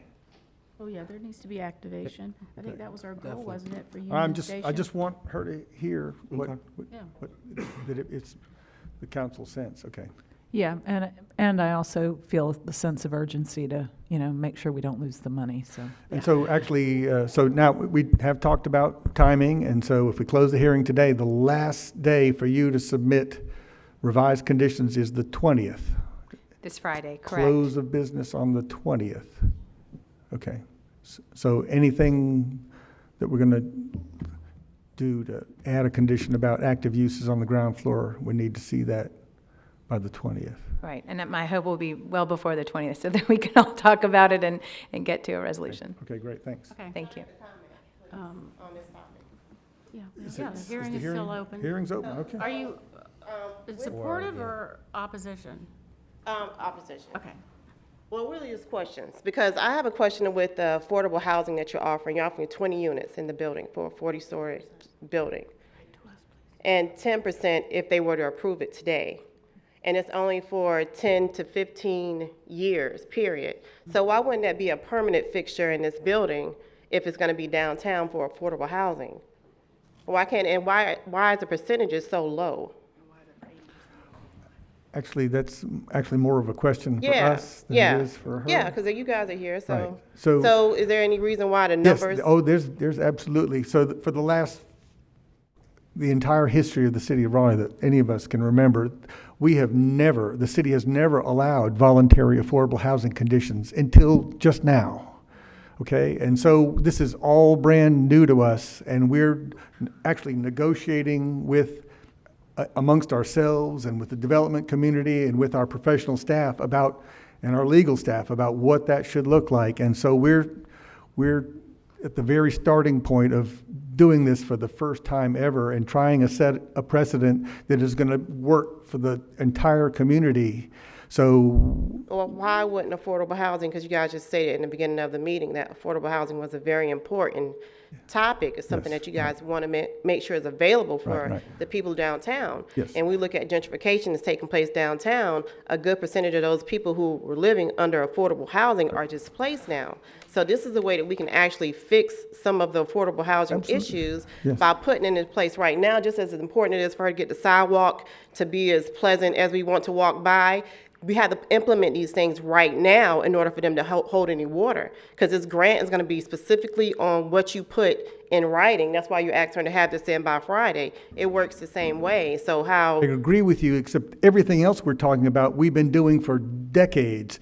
The affordable housing piece is something we have never tried to negotiate with developers before. This is the first time ever, and so we're trying to find out where we can set the bar that will be acceptable and not have developers just say, no. Oh, you think they're going to turn down $20 million?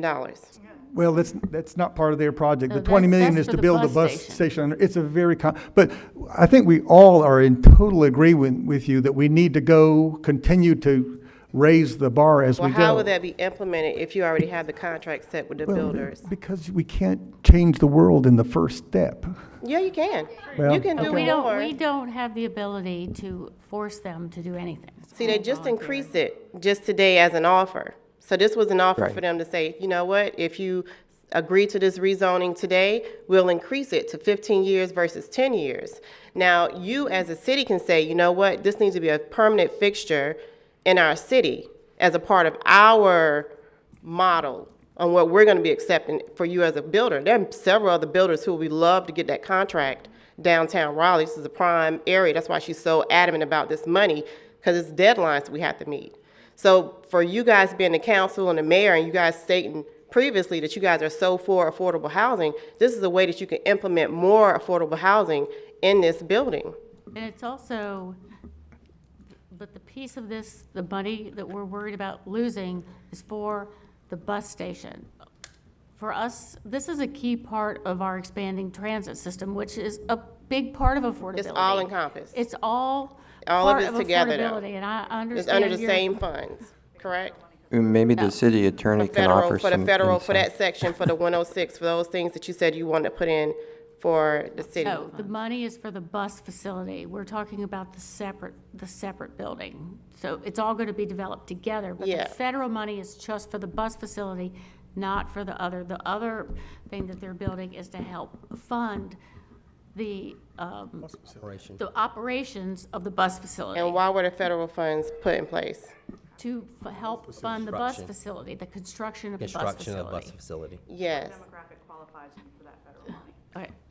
I think maybe it would be helpful if the city attorney were to speak to this, Yeah, because no, I'm we're missing a key term, and that's voluntary conditions.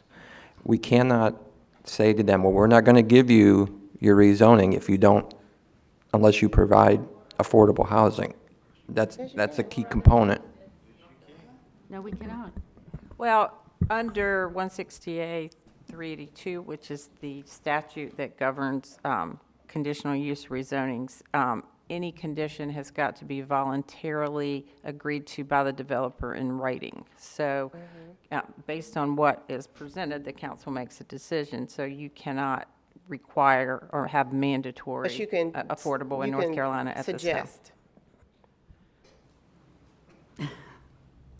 Anybody can suggest legally, Exactly. that's not the law, but the law is that they cannot require it, and I think that's what you're asking them to do, which is beyond their control. With the offer being, this is what I got from what she presented today, is that she wants this stuff to get done as soon as possible because there are deadlines that she has to meet.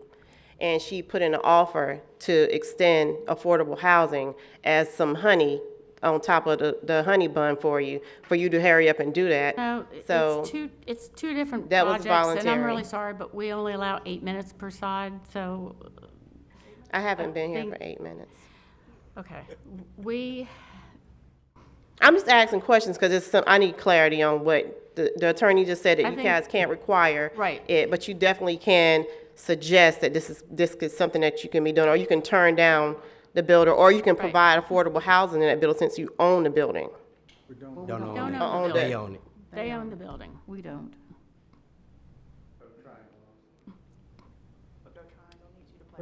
So I think it's important that in the spirit of what the city wants to accomplish, we're at the very beginning stages of conditional use where a developer can offer, not negotiate, but offer. It is in our best interest to talk to any developer about knowing what the alignment is that we hear from our citizens, meaning affordability is really important. And in that spirit of that, we ask them to ensure that they can do certain amount in there. We can't determine what that You amount is. ask them that though, But correct? yeah, in the spirit of what is your value and our value, yes, that is our obligation. But on the other side of that, Mr. Developer and Ms. Developer has to say, well, yes, I agree with you and I will do this many. We can't say to him, we won't do the case, we won't give you increase in height unless you do this. We don't But you have the can power. ask that it be done, just like you just asked so emotionally about the sidewalk view. You can ask for affordable housing the way you ask for the material to still be maintained, a historic material for the same look. Those acts can be made for anything that you want to ask for, just like I said, you don't have to require it, but you We can definitely ask. can ask for a higher percentage, especially for so many displaced people downtown in the same area that you're putting this building. There are people who moving out, who's not going to be able to be in that same area anymore in that district. So that's my ask, that you guys ask for a higher percentage for affordable Thank you. housing. Thank you. Okay, thank you. I'm happy to make that ask. So I would say that I think our applicant has heard everything that we've had to say, and I'm going to close the hearing, give you the opportunity to come back with those conditions. And here, Thank and you, and Jamie, and that you didn't just hear from the council, but you heard from some community members who are concerned about the number Yeah. that you have offered. And see what options are there to increase that. Well, and we're happy to do that and happy to explain when we come back why we are where we are and what flexibility there is. I think as Kay mentioned, the income from the development is to be used by Go Triangle to operate the bus station. So that we're relying on that revenue to be able to continue services and not reduce services or have to find money somewhere else. And so every little bit of the affordable kind of affects that calculation. But we'll take that back and be back before you. Yeah, and if you can just have that to present on the first, I'd be grateful. Thank you. Sounds good. Thank you. Okay, next we have TCZ 119. 5001 Spring Forest Road.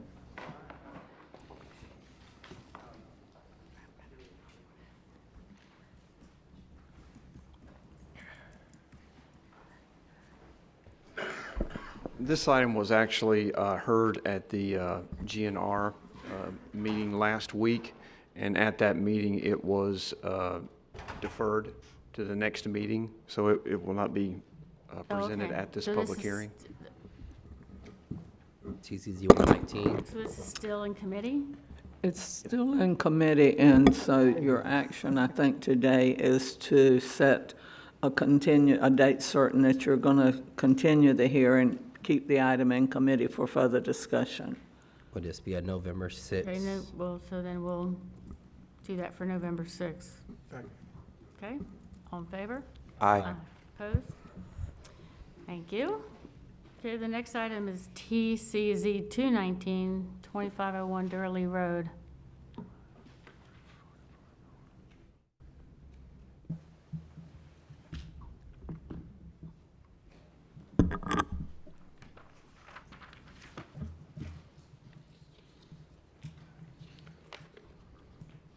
Okay, TCZ 2-19 is an amendment to the conditions associated with zoning case Z-40-01. The subject property is at 4501 Durley Road. This application was originally brought to you back in June. At that time, it was requested that we go to the CAC to present to them and get a vote. It was presented to them in June, and then taken back to them in July for a vote. And at that meeting, they voted in favor of the request by a vote of 9-1. There are 7 conditions associated with this property currently, and those govern, they regulate the stormwater, the requirement for recombining the properties, the right-of-way reimbursement, the requirement for a natural protective yard and a setback on Durley Road, and the cross access to the adjacent properties to the north and the west. Just to go through those conditions quickly, condition 1, dealing with stormwater control, would be removed, as would condition 3, which discusses the future right-of-way reimbursement. These are now required within the UDO, so these conditions are not really necessary to stay with this property, so those are being removed. They also requesting to remove the condition for the cross access. Conditions to remain would be the redevelopment of the property, with redevelopment of the property, that it be recombined, and that the site lighting would remain with a cutoff design. The condition that was revised is for the minimum setback off of Durley Road, which would be at 20 feet. And that within that setback, there be at least 51% vegetation. Again, those are conditions that were presented to the CAC and to the Planning Commission, and they recommended in favor of it as well. So staff is available for any additional questions on this. Okay, do we have any questions before we open the hearing?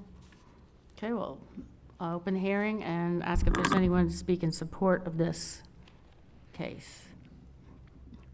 Okay, is there anyone to speak in opposition to this case? Okay. What was the planning commission vote? Close the hearing. Unanimous. Unanimous. Thank you. Couldn't find it, thanks.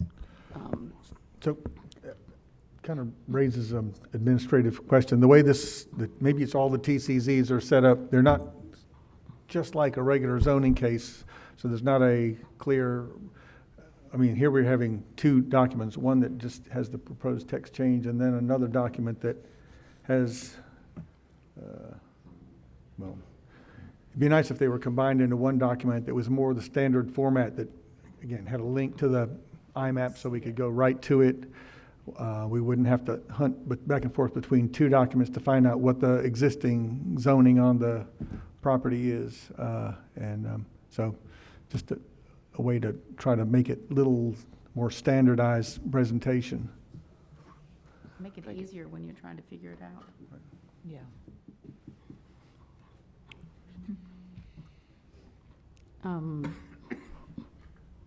I guess the general question is, do we feel like we have a good handle on what's being asked? I understand the changes that are no longer applicable because of the UDO, but This is all new, right? This kind of. Yeah, this is the first one. Yeah, yeah, I think, Can we maybe move this into GNR?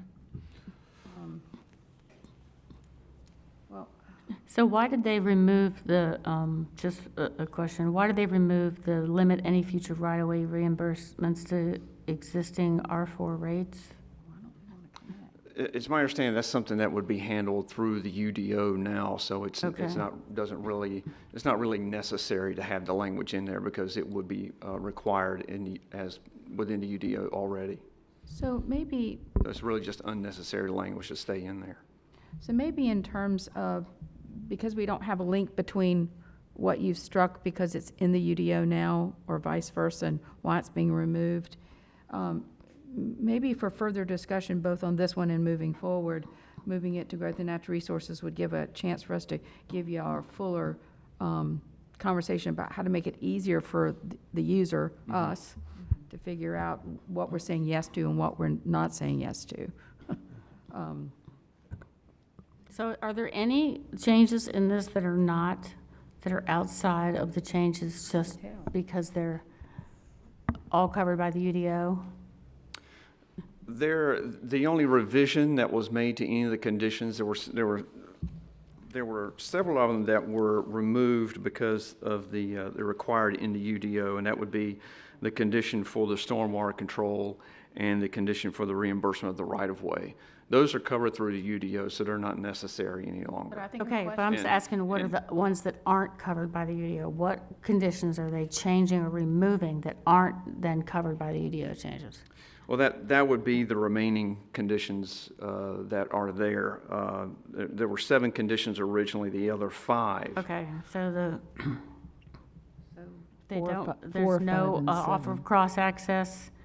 Yes, There's they're no requesting that protected one yard? that one is to be stricken. Why?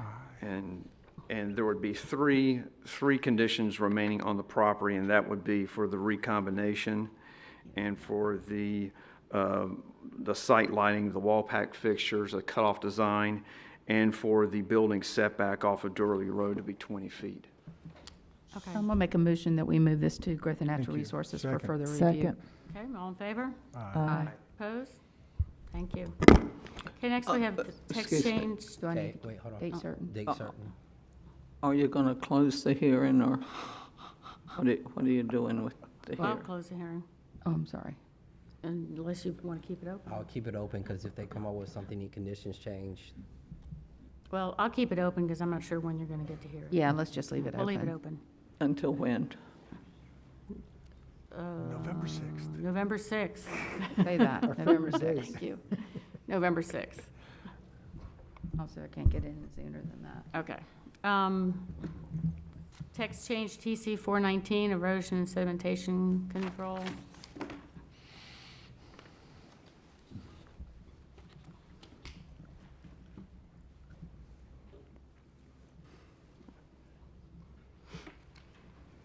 TC 4-19, this is a text change that would alter when an erosion and sedimentation control plan is needed, and would clarify which land is to be included when calculating the total area of land disturbance.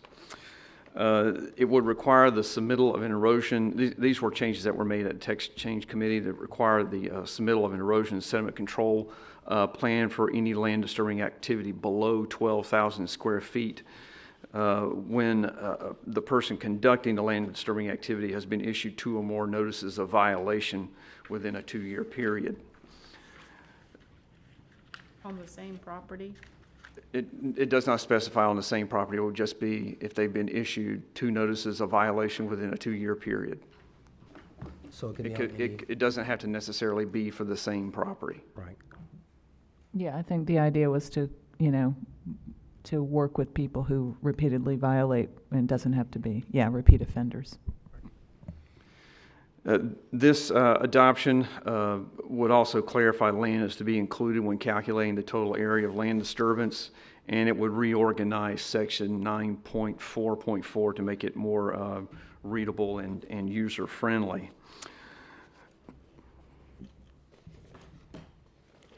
Okay. Let's see.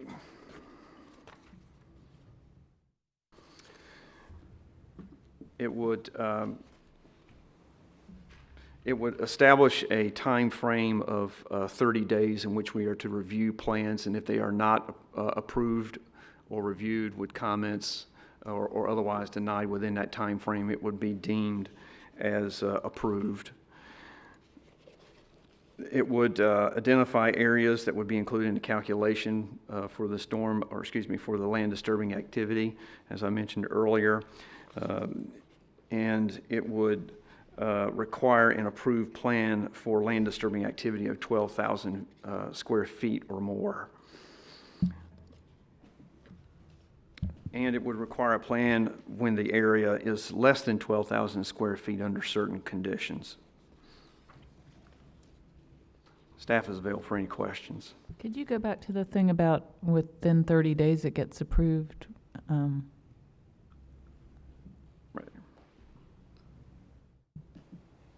The language that's been added there, as you can see at the bottom, is failure to approve with modifications, or disapprove a completed draft erosion and sedimentation control plan within 30 days of receipt shall be deemed approved. That makes me nervous. Is that something, will we meet that 30 days?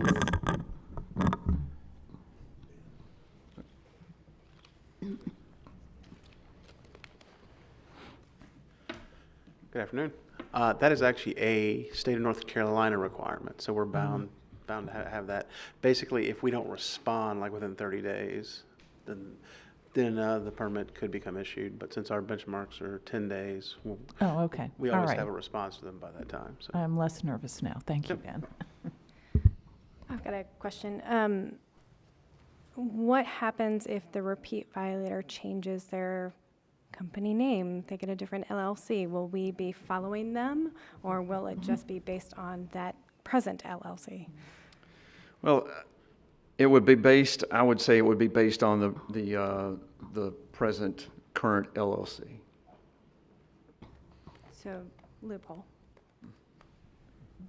Yeah, that's a problem. I think we need to, again, the idea here was to But how do we- come down on repeat violators, and if they can get out of jail by changing their name, that's a Bro. problem. If I can ask city attorney, what? She's like, That's a tough one. You're allowed to create new companies to do new things, and usually legally they're not bound by what the prior company did unless they haven't observed their corporate requirements and limitations. So I think that would be, I wouldn't go there right now. Just see how it works, and if it's a problem, maybe we can find some way to discuss it, but I wouldn't really recommend it coming out of the box. Maybe the 2-year period is too long. What if is there any regulatory statutes that it has to be 2 years, or can we determine what that time frame is? I think wasn't that a compromise from when SMAC was reviewing this?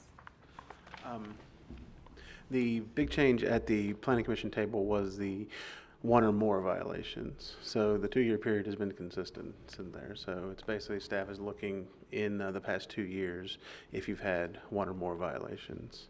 So nothing was compromised on the 2-year. It's No. been 2 years all along. Yep, So that's correct. So if we're worried about what you two have just discussed, could we not shorten the time? Maybe could avoid some of that. Yeah, that sounds like a reasonable approach. So if they have two or more violations in 1 year, then That's less stringent. That's less stringent. Yeah, I 'Cause would if they have 2 say- violations within 2 years, I said as opposed one. to 2 violations within 1 year, right? I don't think so. You following me? 2 violations in 1 year is tighter than 2 in 2 years. Right. Yeah, I want it to be tighter. 2 violations in 1 year. I'm seeing, No. Staff would be looking back for 2 years for violations. And if, in that 2-year period, back from the time of I application. get it. Oh, okay, okay. Oh, I got, okay. If you had 2 or more, yeah. Light bulb came on. Yes. Great. Okay. Okay, we got it. Thanks. Any other questions on this item? I guess, I'll open the hearing. Is there anyone here that wishes to speak to this item? Okay. Seeing none, we'll close the hearing. Please, So- I have a motion to approve. I move to adopt the proposed consistency statement dated September 17th, 2019, contained in the agenda materials, and to approve the zoning text amendment. All in favor? Aye. Opposed? Thank you. Okay, now we will go on to the report and recommendation of committees. Economic Development has none. Growth and Natural Resources. Yes, thank you. The committee recommends authorizing staff to draft a text change that would alter the mixed-use district height standards contained within Article 3.3 of the Unified Development Ordinance for referral to the Planning Commission for review and recommendation. The text changes would remove the height cap measurements in the feet from buildings 7 stories and above. That's my motion. Second. Okay, all in favor? Aye. Opposed? Thank you. Also, to the next Growth and Natural Resources meeting will be Wednesday, September 25th at 4 in the chamber. Thank you. Okay. Healthy Neighborhoods. Yep, no report. Our next meeting will be on Tuesday, September 24th, council chamber at 4 p.m. Councilor Stewart has let me know that she will not be able to attend. I won't either. Okay, so now, if we have 2 of the 4, do we have a quorum or not? Can we? Go ahead. 2 of 4? In a committee? No. Okay, so. You need a majority. Can we talk about another Talk time? about, yeah, so, all right, so we'll just get back. Let you know. with staff when we figure Okay, some alternate thanks. date out. Thank you. We'll just cancel the regular meeting, and you Correct. can tell us when, and we'll set it up Okay. Okay. as a special meeting. And Transportation and Transit. Transportation Transit has no report. Our next meeting is September the 24th at 3, unless the committee members have anything different. Okay. Okay, so we're Okay. good. And room, since you're not meeting that day, we'll meet here in the chamber. Okay. We'll go on to a report from Mayor and City Council. Mr. Cox. No report today. Okay. Stewart. I just want to take a minute to thank Bill King and the Downtown Raleigh Alliance for an incredible State of Downtown event last week. It was delightful and really exciting to see all of the great stuff that's going on. And I also want to shout out to Paul Callum, who got the Downtown Advocate Award. So thank you so much for all your great work and really appreciate you. Yes. Very good. Awesome. Okay, Mr. Stevenson. No report. Only thing I have is a constituent reached out to me. On our agenda and board docs, is there a field or an option to list the district that an item is in? That makes it quick for review for, I guess, for some of the residents. Case in point, let's say zoning case, on the agenda area where it has meeting category, subject, access type, if there's some way to have a category that may say district, A, B, C, D, E, R, all or something, if that can be looked Used to. into and let us know. We used to list the district. Yeah, I think that would be really helpful. You're talking about, if I could, you're talking about the area in the top Yep. of the agenda. Yep. Sure, we can certainly do that. It may be helpful to put that primarily on planning items, given some of the topics can cross districts, and then they'll start calculating, but maybe Right. planning? is Yeah, the I think we primary can focus? start there. Let's try that and then see how it goes. And go from there. Okay. All right, thank you. That's all I have. Thanks. I'll go last. You go ahead, Ms. Crowder. Corey, just to let you know, I'm not going to be able to make your 24th transportation meeting. Okay, can you make it, David, on the 24th? Okay, we have quorum. Just a quick thought. I, last Friday, went to an event that was done by the Parks Service and was put together by Carolyn Lindquist. And it was a discussion on biophilic design with Tim Beatley from the University of Virginia. And it was a conversation and a lecture on how building and the environment and the greenness of our environment can coexist together and make for a more beautiful city, not to mention a naturally, what he referred to as naturally occurring feeling better about yourself when you're in green with birds and trees. So I just wanted to say thank you to the Parks Group and to Carolyn for putting that together. I learned a lot. I didn't really want it to end, so thanks so much. Thanks. Ms. Mandel?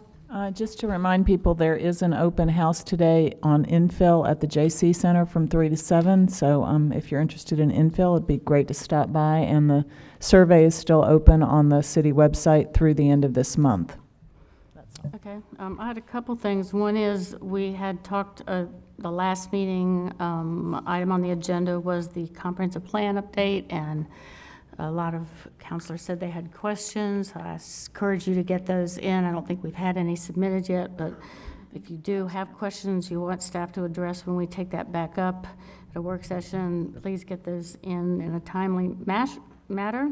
I mean, you know what I meant. I've made 2 appointments to the Raleigh Housing Authority. I wanted to go ahead and announce one is Greg Warren. Look forward to his expertise. And the other is Bahati Mutisia. She is an attorney with Parker Poe. So with a background in public housing and affordable housing. So look forward to that. And the third is, I would like to reintroduce the idea of really looking at putting together a community group to look at bringing forward an affordable housing bond. We did not vote to do it in March, but I think it's still important. I think it's important to have community buy-in from all of the partners. I think it would make a much stronger case, and I'd like to make that motion. Second. Okay.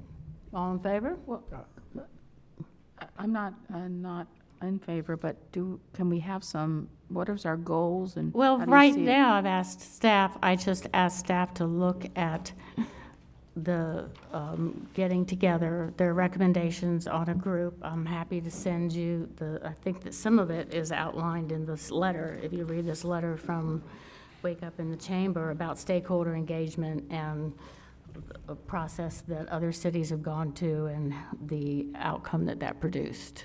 I would prefer, I mean, you can call the vote today, but it's not that I'm not encouraged to have it. I would just like more information before I vote on a yes.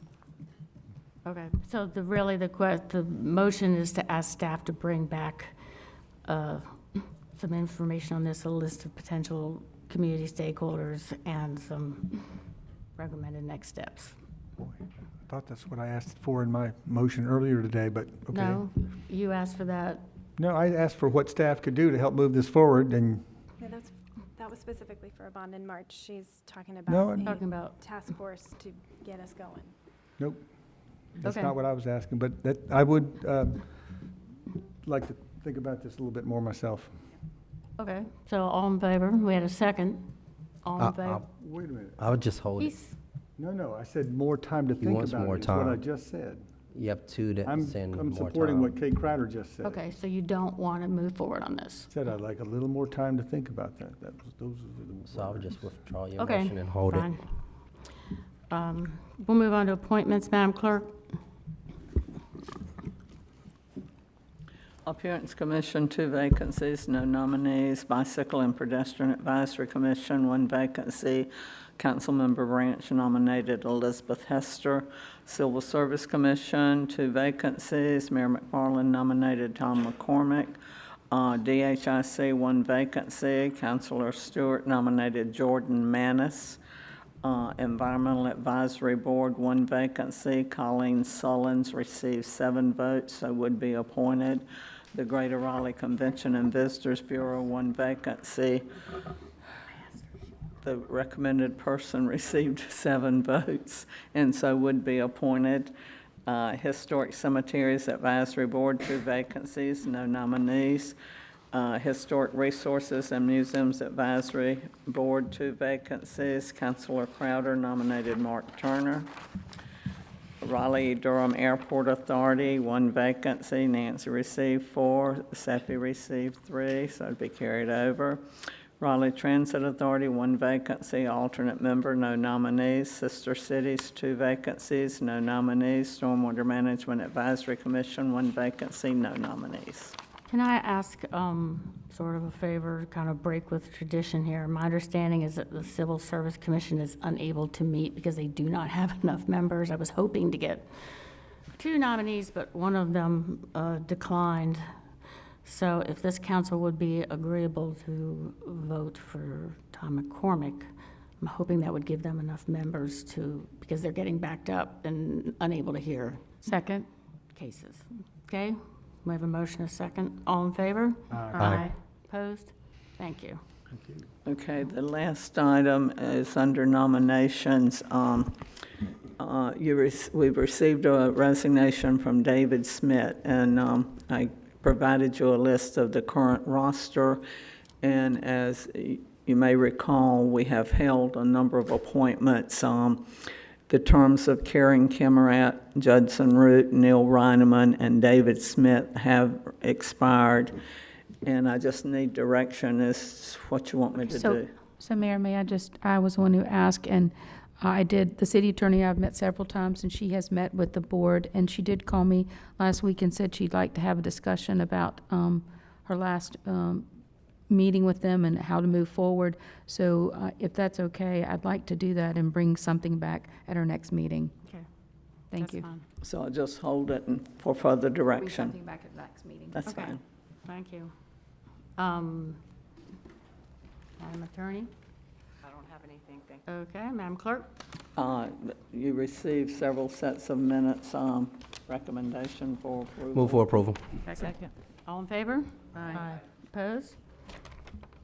Okay, I'm sorry, I do have one other item. plus property. Surplus property sale, 615 Peace Street. During the August 20th meeting, you declared the property surplus and offered it for sale. We've gone through all the procedures, and I just recommended you adopt a resolution authorizing the sale of the 13-foot strip to Lock 7 Development for $4,000 plus advertising costs of $443.45. Motion to approve. Second. All in favor? Aye. Opposed? Okay, a motion is in order to enter closed session pursuant to GS 143-318-83 to consult with the city attorney to preserve the attorney-client privilege and to give instructions concerning the handling and/or settlement of a potential claim, including 1, Hand of Hope Pregnancy Resource Center versus the City of Raleigh, and 2, Wardson Construction, Inc. et al. Versus the City of Raleigh, and GS 143-318-11A4 to discuss matters relating to the location or expansion of industry. So moved. All in favor? Okay, we will move to closed session.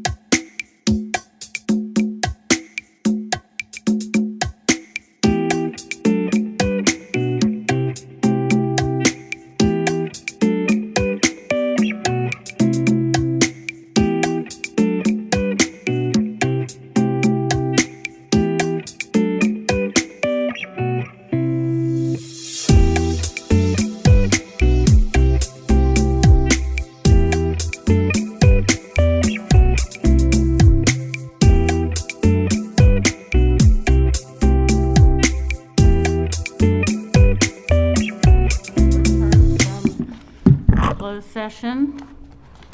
Hold on a second. Where we received information regarding the handling and or settlement of a potential claim. 1, Hand of Hope Pregnancy Resource Center versus the City of Raleigh. And 2, Wardson Construction et al. Versus City of Raleigh.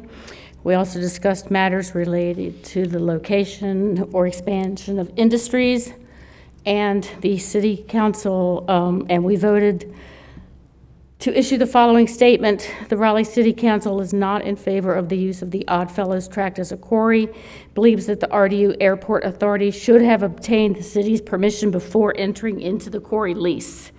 The city will wait for the judge's decision in the Umstead Coalition et al. Versus RDU Airport Authority and Wakestone Corporation lawsuit, and following the hearing on Thursday, September 19th, we'll decide if and what legal steps it may take going forward.